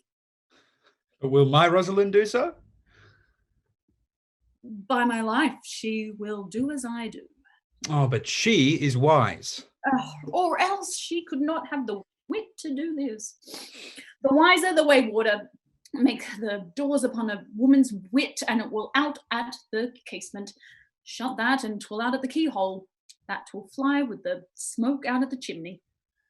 A man that has such a wife with such a wit, he might say, wit, with a wilt?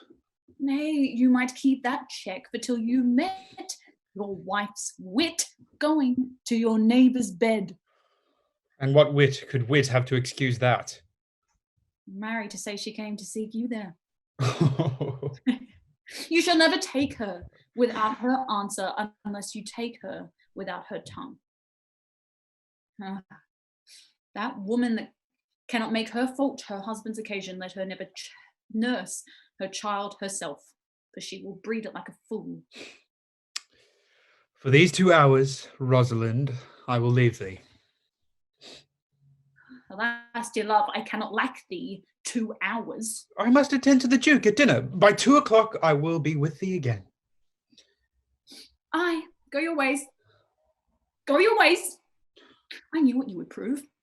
My friends told me as much, and I thought no less. That flattering tongue of yours won me.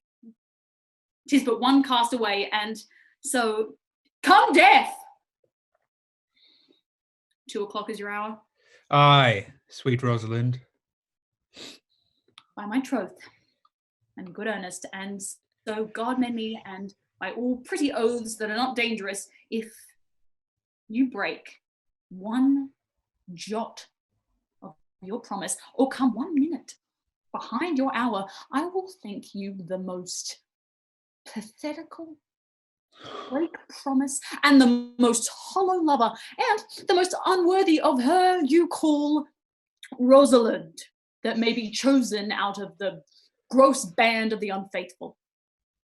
Therefore beware my censure, and keep your promise. With no less religion than if thou wert indeed my Rosalind. So, adieu. Well, time is the old justice that examines all such offenders. Let time try. Adieu. You have simply misused our sex in your love braid. You must have your doublet and hose plucked over your head, and show the world what the bird hath done to her own nest. Cuz! Oh, cuz, my pretty little cuz. Oh, that thou didst know how many fathom deep I am in love. Oh, but it cannot be sounded. My affection hath an unknown bottom, like the Bay of Portugal. Or rather bottomless, that as fast as you pour affection in, it runs out. No, that same wicked bastard of Venus that was begot of thought, conceived of spleen and born of madness, that blind, rascally boy that abuses everyone else's eyes because his own are out. Let him judge how deep I am in love. Oh, God. I'll tell thee, Aliena, I cannot be out of the sight of Orlando. Oh, I'll go find a shadow and sigh till he come. And I'll sleep. Act 4, Scene 2.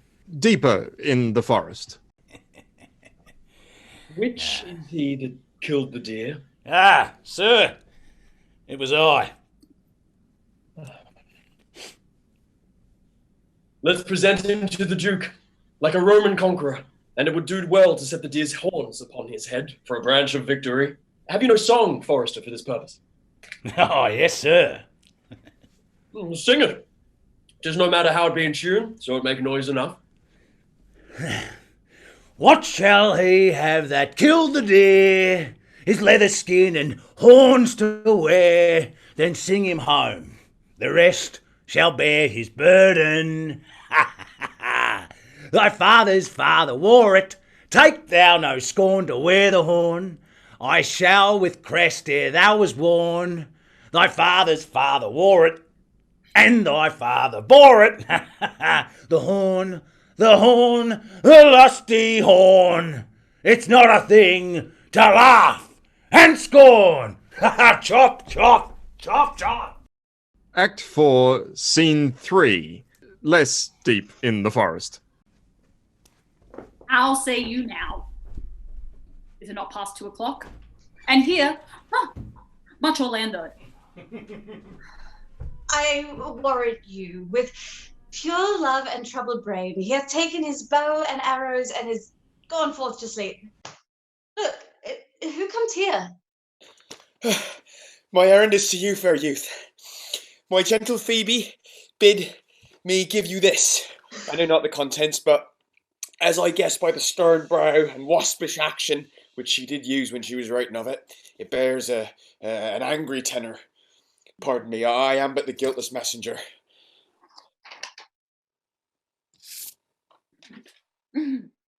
Patience herself would startle at this letter and play the swaggerer. Bear this, bear all. She says I am not fair, that I lack manners. She calls me proud, and that she could not love me. Were man as rare as Phoenix, odds my will. Her love is not the hate that I do hunt. Why writes her so to me? Well, shepherd, This is a letter of your own device. No, I protest. No, not the contents. Phoebe did write it. Oh, come, you're a fool. And turned into the extremity of love. I saw her hand. She has a leathern hand. A freestone-coloured hand. I verily did think that her old gloves were on. But 'twas her hands. She has a housewife's hand, but that's no matter. I say she never did invent this letter. This is a man's invention and his hand. Sure, it is hers. Why, 'tis a boisterous and a cruel style. A style for challenges. Why, she defies me. Like Turk to Christian. Women's gentle brain could not drop forth such giant, rude inventions, such all too dark words, blacker in their effect than in their countenance. Will you hear the letter? So please you, for I never heard it yet heard too much of Phoebe's cruelty. She feeds me. Mark how the tyrant writes. Art thou, God, to shepherd turned, that a maiden's heart hath burned? Can a woman rail thus? Call you this railing? Why, thy Godhead laid apart, warst thou with a woman's heart? Did you ever hear such railing? Whiles the eye of man did woo me, meaning me a beast. If the scorn of your bright eyne have power to raise such love in mine, alack in me, what strange effect would they walk in mild aspect, whiles you chid me I did love, how then might your prayers move? He then brings this love to thee, little knows this love in me, and by him seal up thy mind, whether that thy youth and kind will the faithful offer take of me and all that I can make, or else by him my love deny, and then I'll study how to die. Call you this chiding? Alas, poor shepherd. Do you pity him? No, he deserves no pity. Wilt thou love such a woman? What, to make thee an instrument and play false strains upon thee? Not to be endured?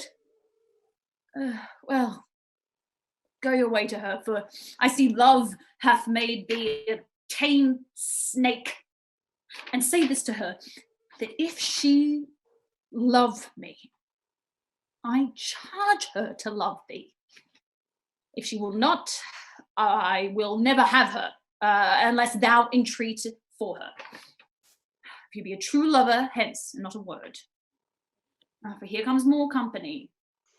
Not a tame snake. Good morrow, fair ones. Pray you, if you know, where in the purlieus of this forest stands a sheepcot fenced around with olive trees? West of this place, down in the neighbour bottom. The rank of osiers by the murmuring stream, left on your right hand, brings you to the place. But at this hour, the house doth keep it itself. There's none within. If that an eye may profit by a tongue, then should I know you by description. Such garments and such years. The boy is fair, of female favour, and bestows himself like a ripe sister. The woman low and browner than her brother. Are not you the owner of this house that I inquire for? It is no boast, being asked. Just say we are. Orlando doth commend him to you both, and to that youth he calls his Rosalind. He sends this bloody napkin. Are you he? I am. What must we understand by this? Some of my shame, if you will know of me what man I am, and how, and why, and where this handkerchief was stained. I pray you tell it. When last the young Orlando parted from you, he left a promise to return again. Within an hour, and pacing through the forest, chewing the food of sweet and bitter fancy, lo, what befell? He threw his eye aside, and mark what object did present itself? Under an oak, whose boughs were mossed with age, and high-top bald with dry antiquity, a wretched, ragged man, o'ergrown with hair, lay sleeping on his back. About his neck, a green and gilded snake had wreathed itself, who with her head nimble in threats approached the opening of his mouth. But suddenly, seeing Orlando, it unlinked itself, and with indented glides did slip away into a bush, under which bush's shade a lioness, whose udders all drawn dry lay crouching head on ground with cat-like watch. When that the sleeping man should stir, for 'tis the royal disposition of that beast to prey on nothing that doth seem dead. This seen, Orlando did approach the man, and found it was his brother, his elder brother. Oh, I have heard him speak of that same brother, and he did render him the most unnatural that lived amongst men. And well he might do so, for well I know he was unnatural. But to Orlando, did he leave him there? Food to the sucked and hungry lioness? Twice did he turn his back and purposed so, but kindness, nobler ever than revenge, and nature, stronger than the just occasion, made him give battle to the lioness, who quickly fell before him, in which hurtling from miserable slumber I awaked. Are you his brother? Was you rescued? Was you that did so oft contrive to kill him? 'Twas I.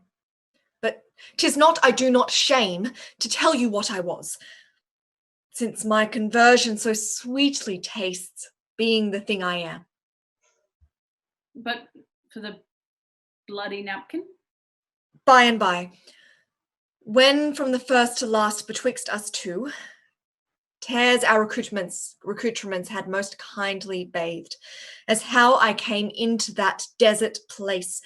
In brief, he led me to the gentle Duke, who gave me fresh array and entertainment, committing me unto my brother's love, who led me instantly unto his cave, there stripped himself, and here, upon his arm, the lioness had torn some flesh away, which all the while had bled, and now he fainted, and cried, and fainting upon Rosaline.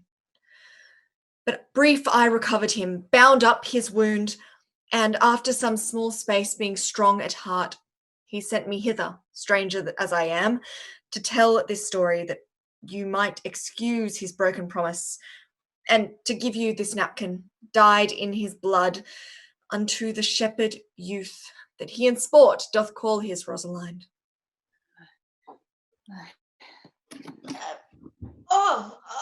Why, how now, Ganymede? Sweet Ganymede? Many will swoon when they do look on blood. Oh, there's more in it. Cousin Ganymede. Look, he recovers. I would I were at home. We'll lead you thither. I pray you, will you take him by the arm? Be of good cheer, youth. You a man. You like a man's heart. I do so. I confess it. Sirrah, a body would think this was well counterfeited. I pray you tell your brother how well I counterfeited. Hi-ho! This was not counterfeit. There is too great testimony in your complexion that it was a passion of earnest. Counterfeit, I assure you. Well then, take good heart and counterfeit to be a man. So I do. But in faith, I should have been a woman by right. You look paler and paler. Pray you, draw homewards. Good sir, come with us. That will I, for I must bear answer back how you excuse my brother, Rosalind. I shall devise something. But I pray you, commend my counterfeiting to him. Will you go? Act 5, Scene 1. Somewhere else in the forest. La sida d'amore, niga something French.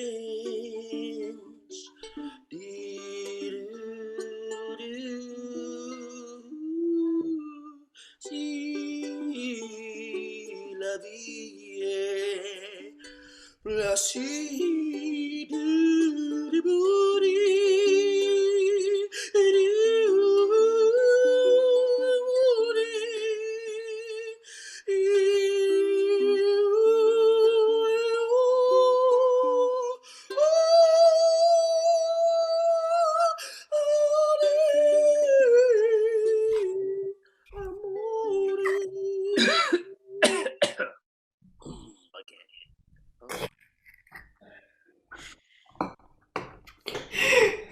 Oh, patience, Audrey, patience. We shall find a time. Faith, the priest was good enough for all the old gentleman's saying. A most wicked Sir Oliver, Audrey, a most vile my text, but Audrey. Forrest lays claim to you. I don't know who it is. He hath no interest me in all the world. This is the man you mean? It is meat and drink to me to see a clown. By my troth, we that have good wits have much to answer for. We shall be flaunting. Nay, we cannot hold. Good even, Audrey. Could you get even, William? And good even to you, sir. Good evening, gentle friend. Cover thy head. Cover thy head. Nay, prithee, be covered. How old are you, friend? 4 and 20, sir. A ripe age. Is thy name William? William, sir. A fair name. Wast born in the forest here? Aye, sir. I thank God. Thank God. A good answer. Art rich? Faith, sir. So-so.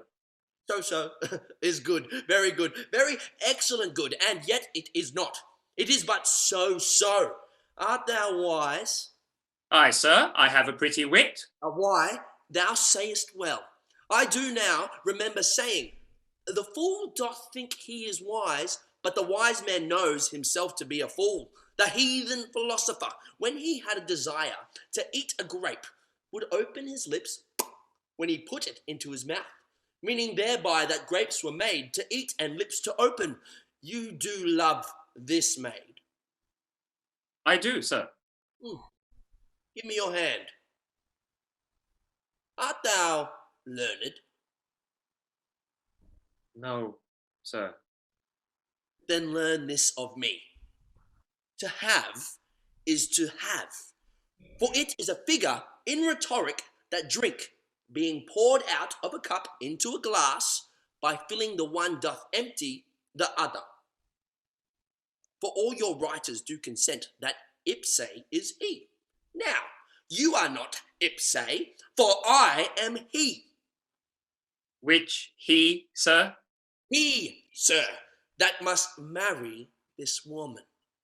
Therefore you, clown, abandon, which is in the vulgar, leave the society, which is in the boorish, is company of this female, which in the common is woman, which together is abandon the society of this female, or clown, thou perish it, or to thy better understanding diest, or to wit, I kill thee, make thee away, translate thy life into death, thy liberty into bondage. I will deal in poison with thee, or in bastindo, or in steel. I will bandy thee in faction. I will overrun thee with policy. I will kill thee 150 ways. Therefore, tremble and depart. Do, good William. God rest you merry, sir. Oi!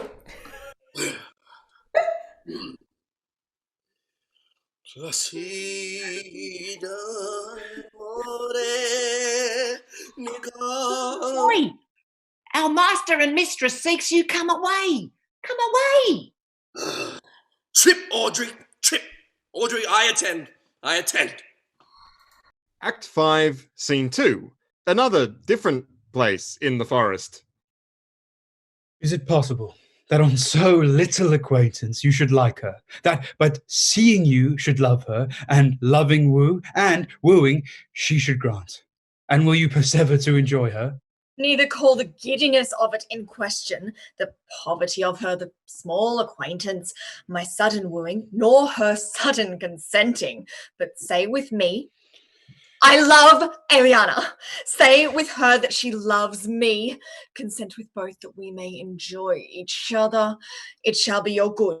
For my father's house and all the revenue that was old Sir Roland's will I estate upon you, and here live and die a shepherd. You have my consent. Let your wedding be tomorrow. Thither will I invite the Duke and all's contended followers. Go you and prepare Liana. For, look, here comes my Rosalind. God save you, brother. And you, fair sister. Oh, my dear Orlando, how it grieves me to see thee wear thy heart in a scarf. 'Tis my arm. Ah, I thought thy heart had been wounded with the claws of a lion. Wounded it is, but with the eyes of a lady. Did your brother tell you how I counterfeited to swoon when he showed me your handkerchief? Aye, and greater wonders than that. Ah. Now here you are. Nay, 'tis true. There was never anything so sudden but the fight of two rams and Caesar's thrasonical brag of I came, I saw, and overcame.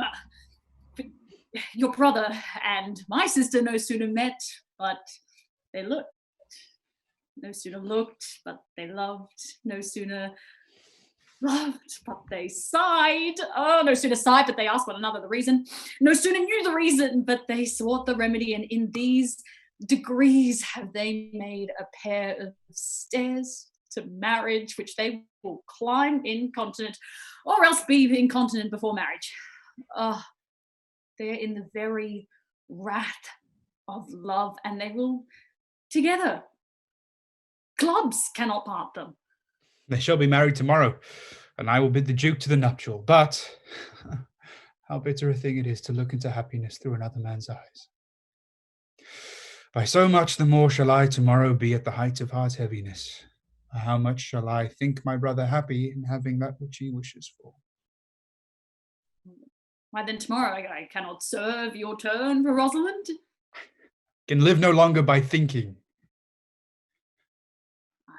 I will weary you then no longer with idle talking. Know of me then, for now I speak to some purpose, that I know you are a gentleman of good conceit. I speak not this that you should bear a good opinion of my knowledge, insomuch I say I know you are. Neither do I labour for a greater esteem than may in some little measure draw a belief from you to do yourself good and not to grace me. Believe then, if you please, that I can do strange things. I have, since I was 3-year-old, conversed with a magician, a most profound in his art, and yet not damnable. If you do love Rosalind so near the heart as your gesture cries it out,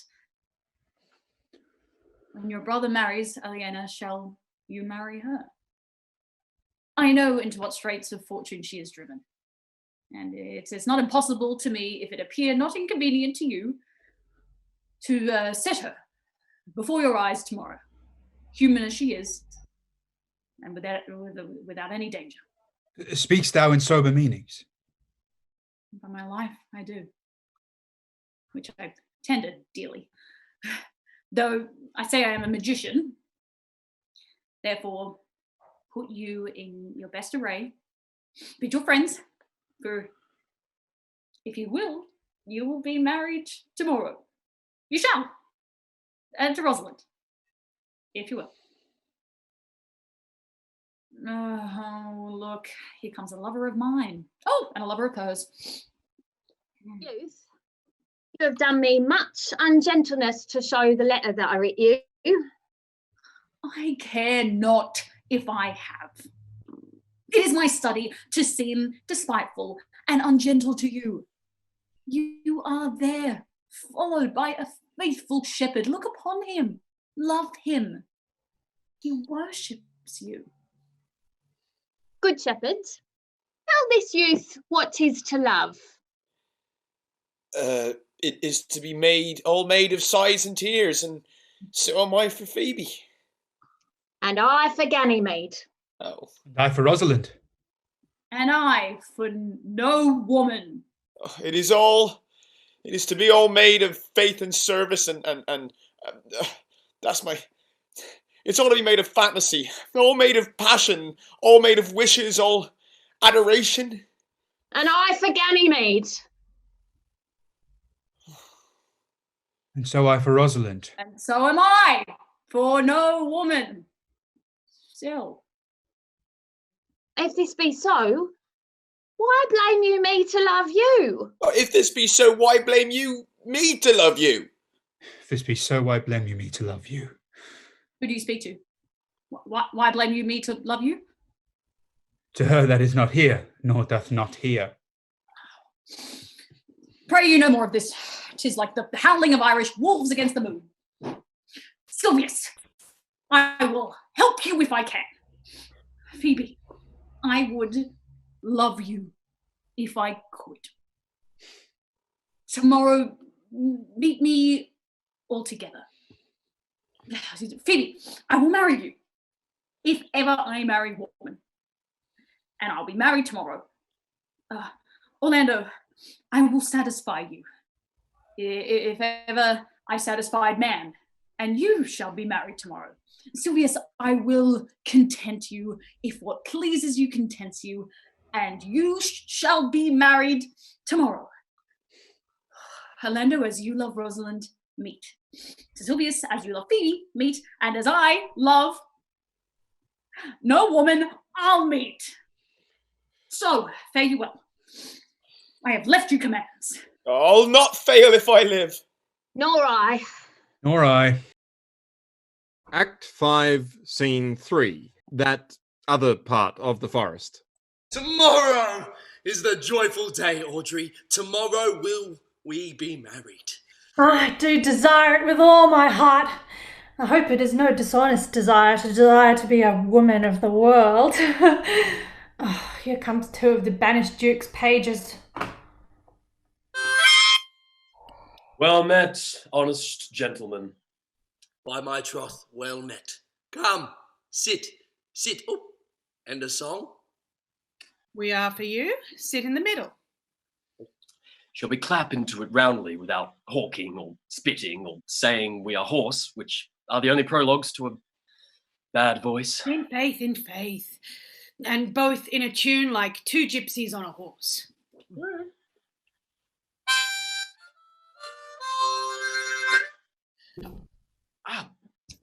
It was a lover and his lass with a hey and a ho and a hey, nonny no, and a hey, nonny no.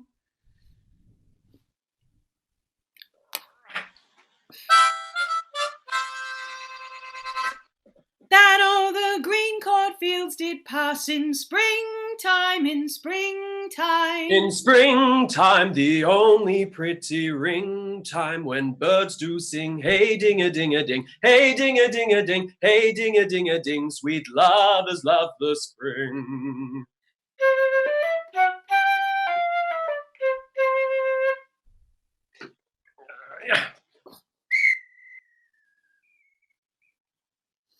Between the acres of the rye, with a hey and a ho and a hey, nonny no, and a hey, nonny nonny no. These pretty country folks would lie in springtime, in springtime. In springtime, the only pretty ring time, when birds do sing, hey ding-a-ding-a-ding, hey ding-a-ding-a-ding, hey ding-a-ding-a-ding, sweet lovers love the spring.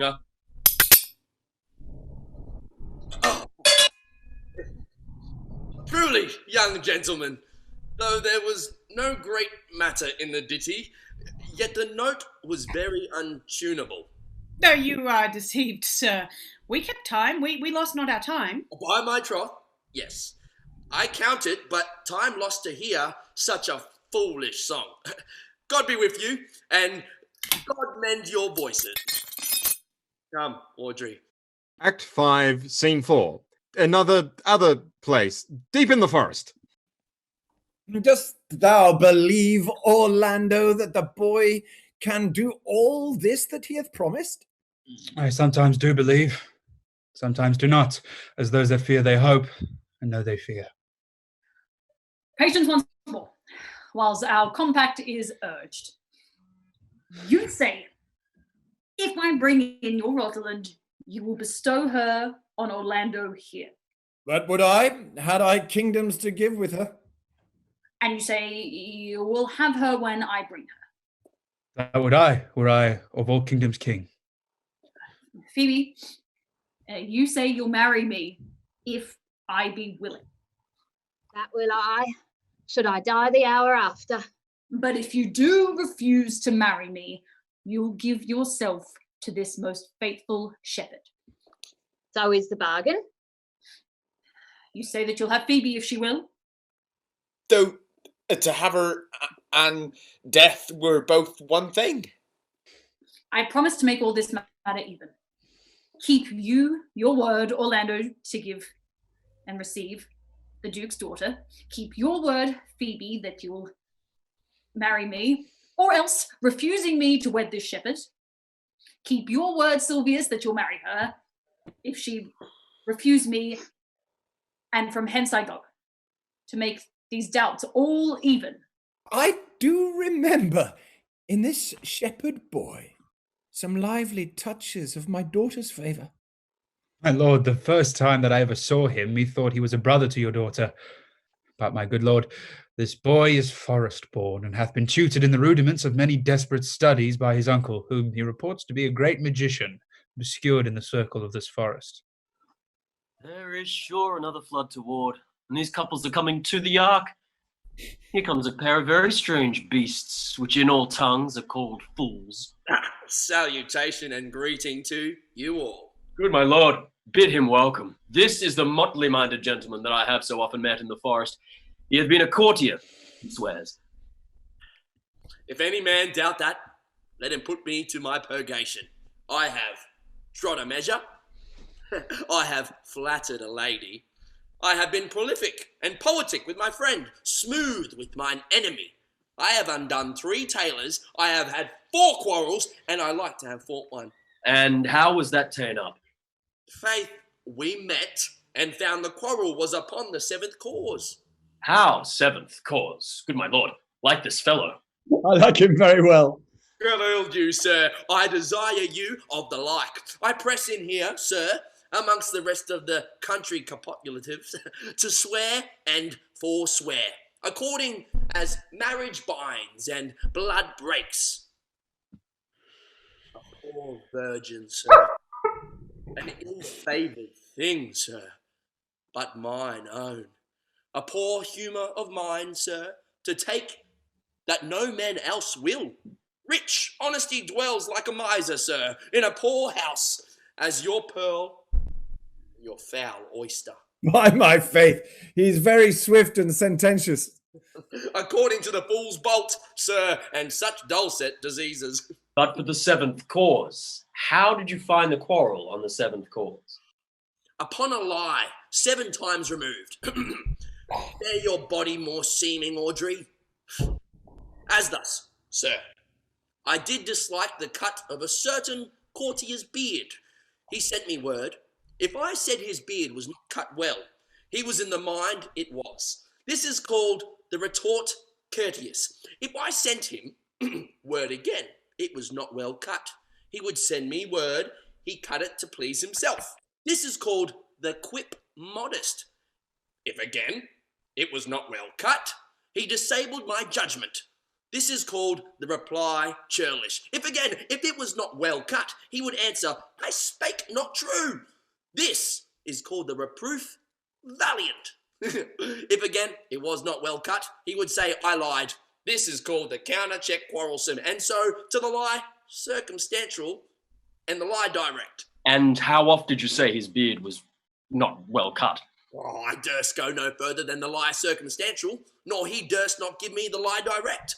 And so, we measured swords and parted.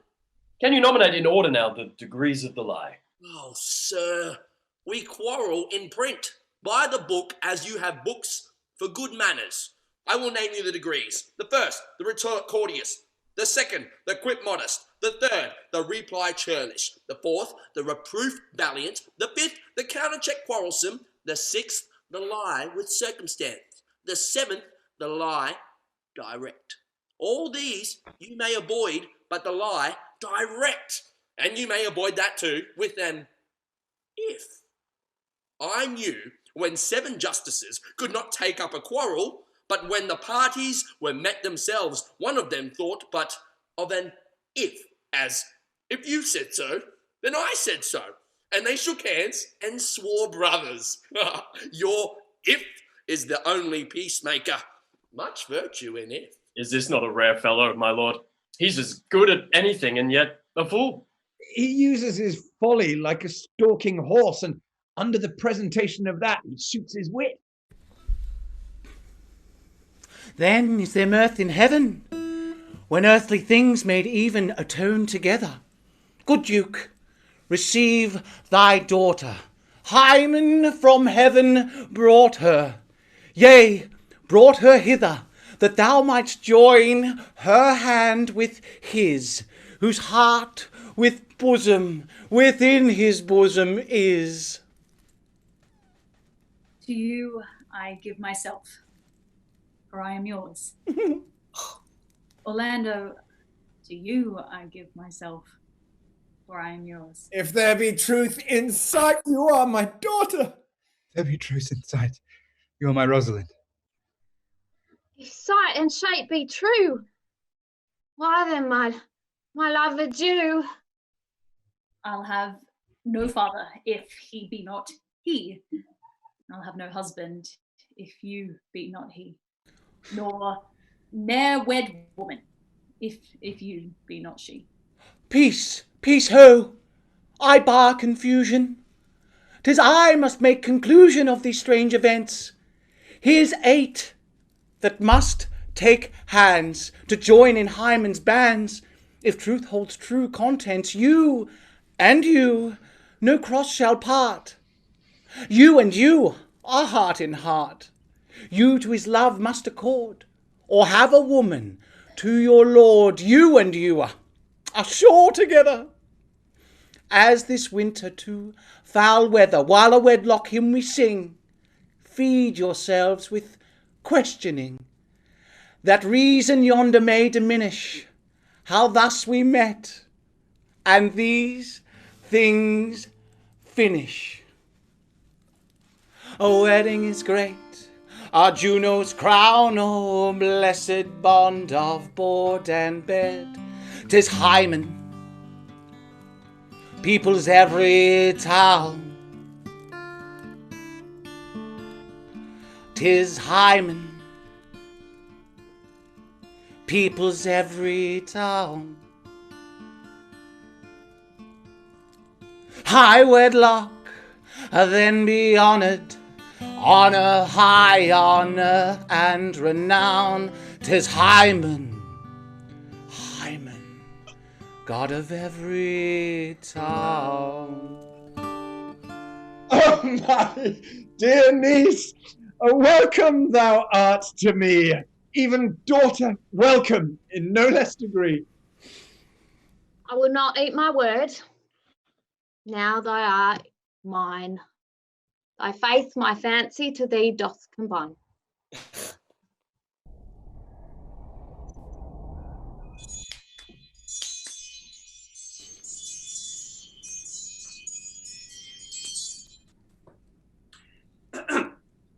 Let me have audience for a word or two. I am the second son of old Sir Roland, that bring these tidings to this fair assembly. Duke Frederick, hearing how that every day men of great worth resorted to this forest, addressed a mighty power, which were on foot in his own conduct, purposely to take his brother here and put him to the sword. And to the skirts of this wild wood he came, where meeting with an old religious man, after some question with him, was converted both from his enterprise and from the world. His crown, bequeathing to his banished brother, and to all their lands restored to them again, that were with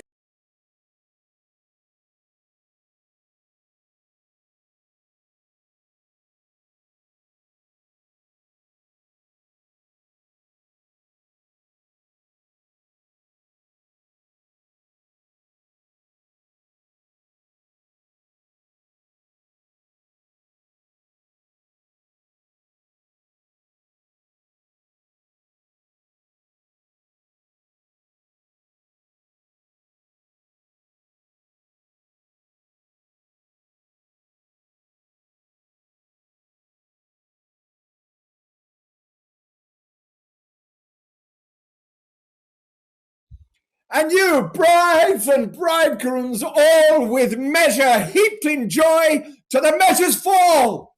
Sir, by your patience, if I heard you rightly, the Duke hath put on a religious life and thrown into neglect the pompous court. He hath. To him I will. Out of these convertites there is much matter to be heard and learned. Duke Senior, you to your formal honour I bequeath. Your patience and your virtue well deserves it. Orlando, you, to a love that your truth faith doth merit.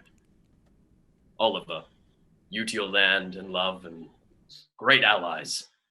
Silvius, you to a long and well-deserved bed and touchstone. You to wrangling, for thy loving voyage is but for 2 months victualled. So to your pleasures, I am for other than for dancing measures. Stay, Jaques, stay. To see no pastime, I what you would have, I'll stay to know at your abandoned cave. Proceed. Proceed, we will begin these rites, as we do trust they'll end in true delights.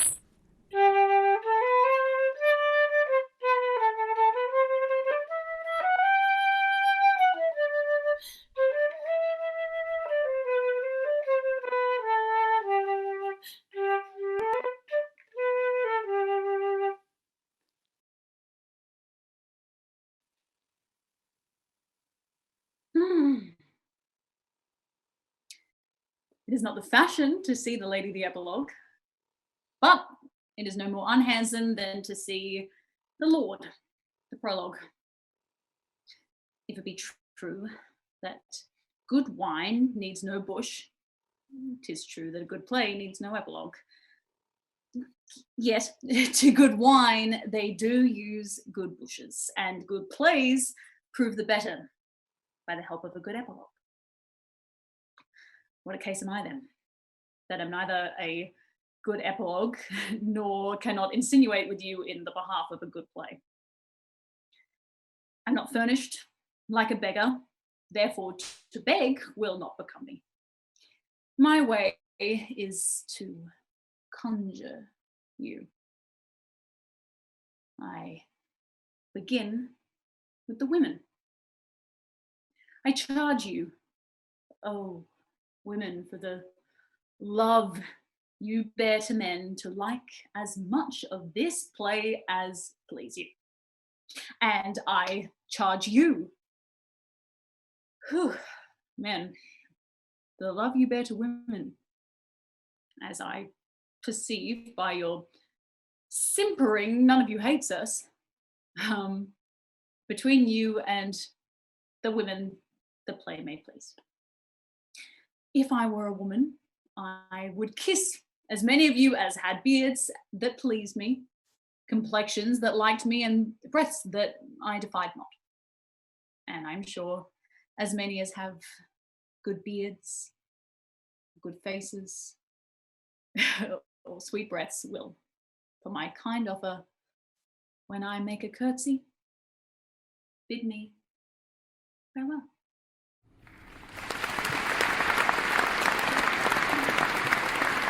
And now, please give a big round of applause for the Runaways. And then come forth the Lords. Then we have the Common Folk. And let us not forget the servants. Last but not least, give a big applause for the people behind the scenes who have brought this lovely play to your screens, the creative, technical, and production team.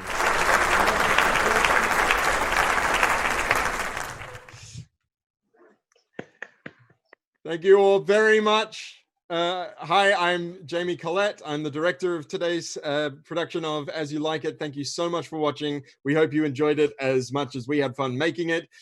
Streamed Shakespeare will be continuing to present live streamed staged readings of Shakespeare's works every Sunday throughout quarantine. If you enjoyed As You Like It, don't miss next Sunday's play, Romeo and Juliet, directed by Sacha Danswan, live streaming at the same time, 2 p.m. Sydney time next Sunday. Don't forget to share and like this video and follow Streamed Shakespeare on Facebook, Instagram, Twitter, as well as YouTube. Or you can check out the website, www.streamedshakespeare.com. Thank you so much. I hope you're having a wonderful weekend. Bye from us, and see you all next week.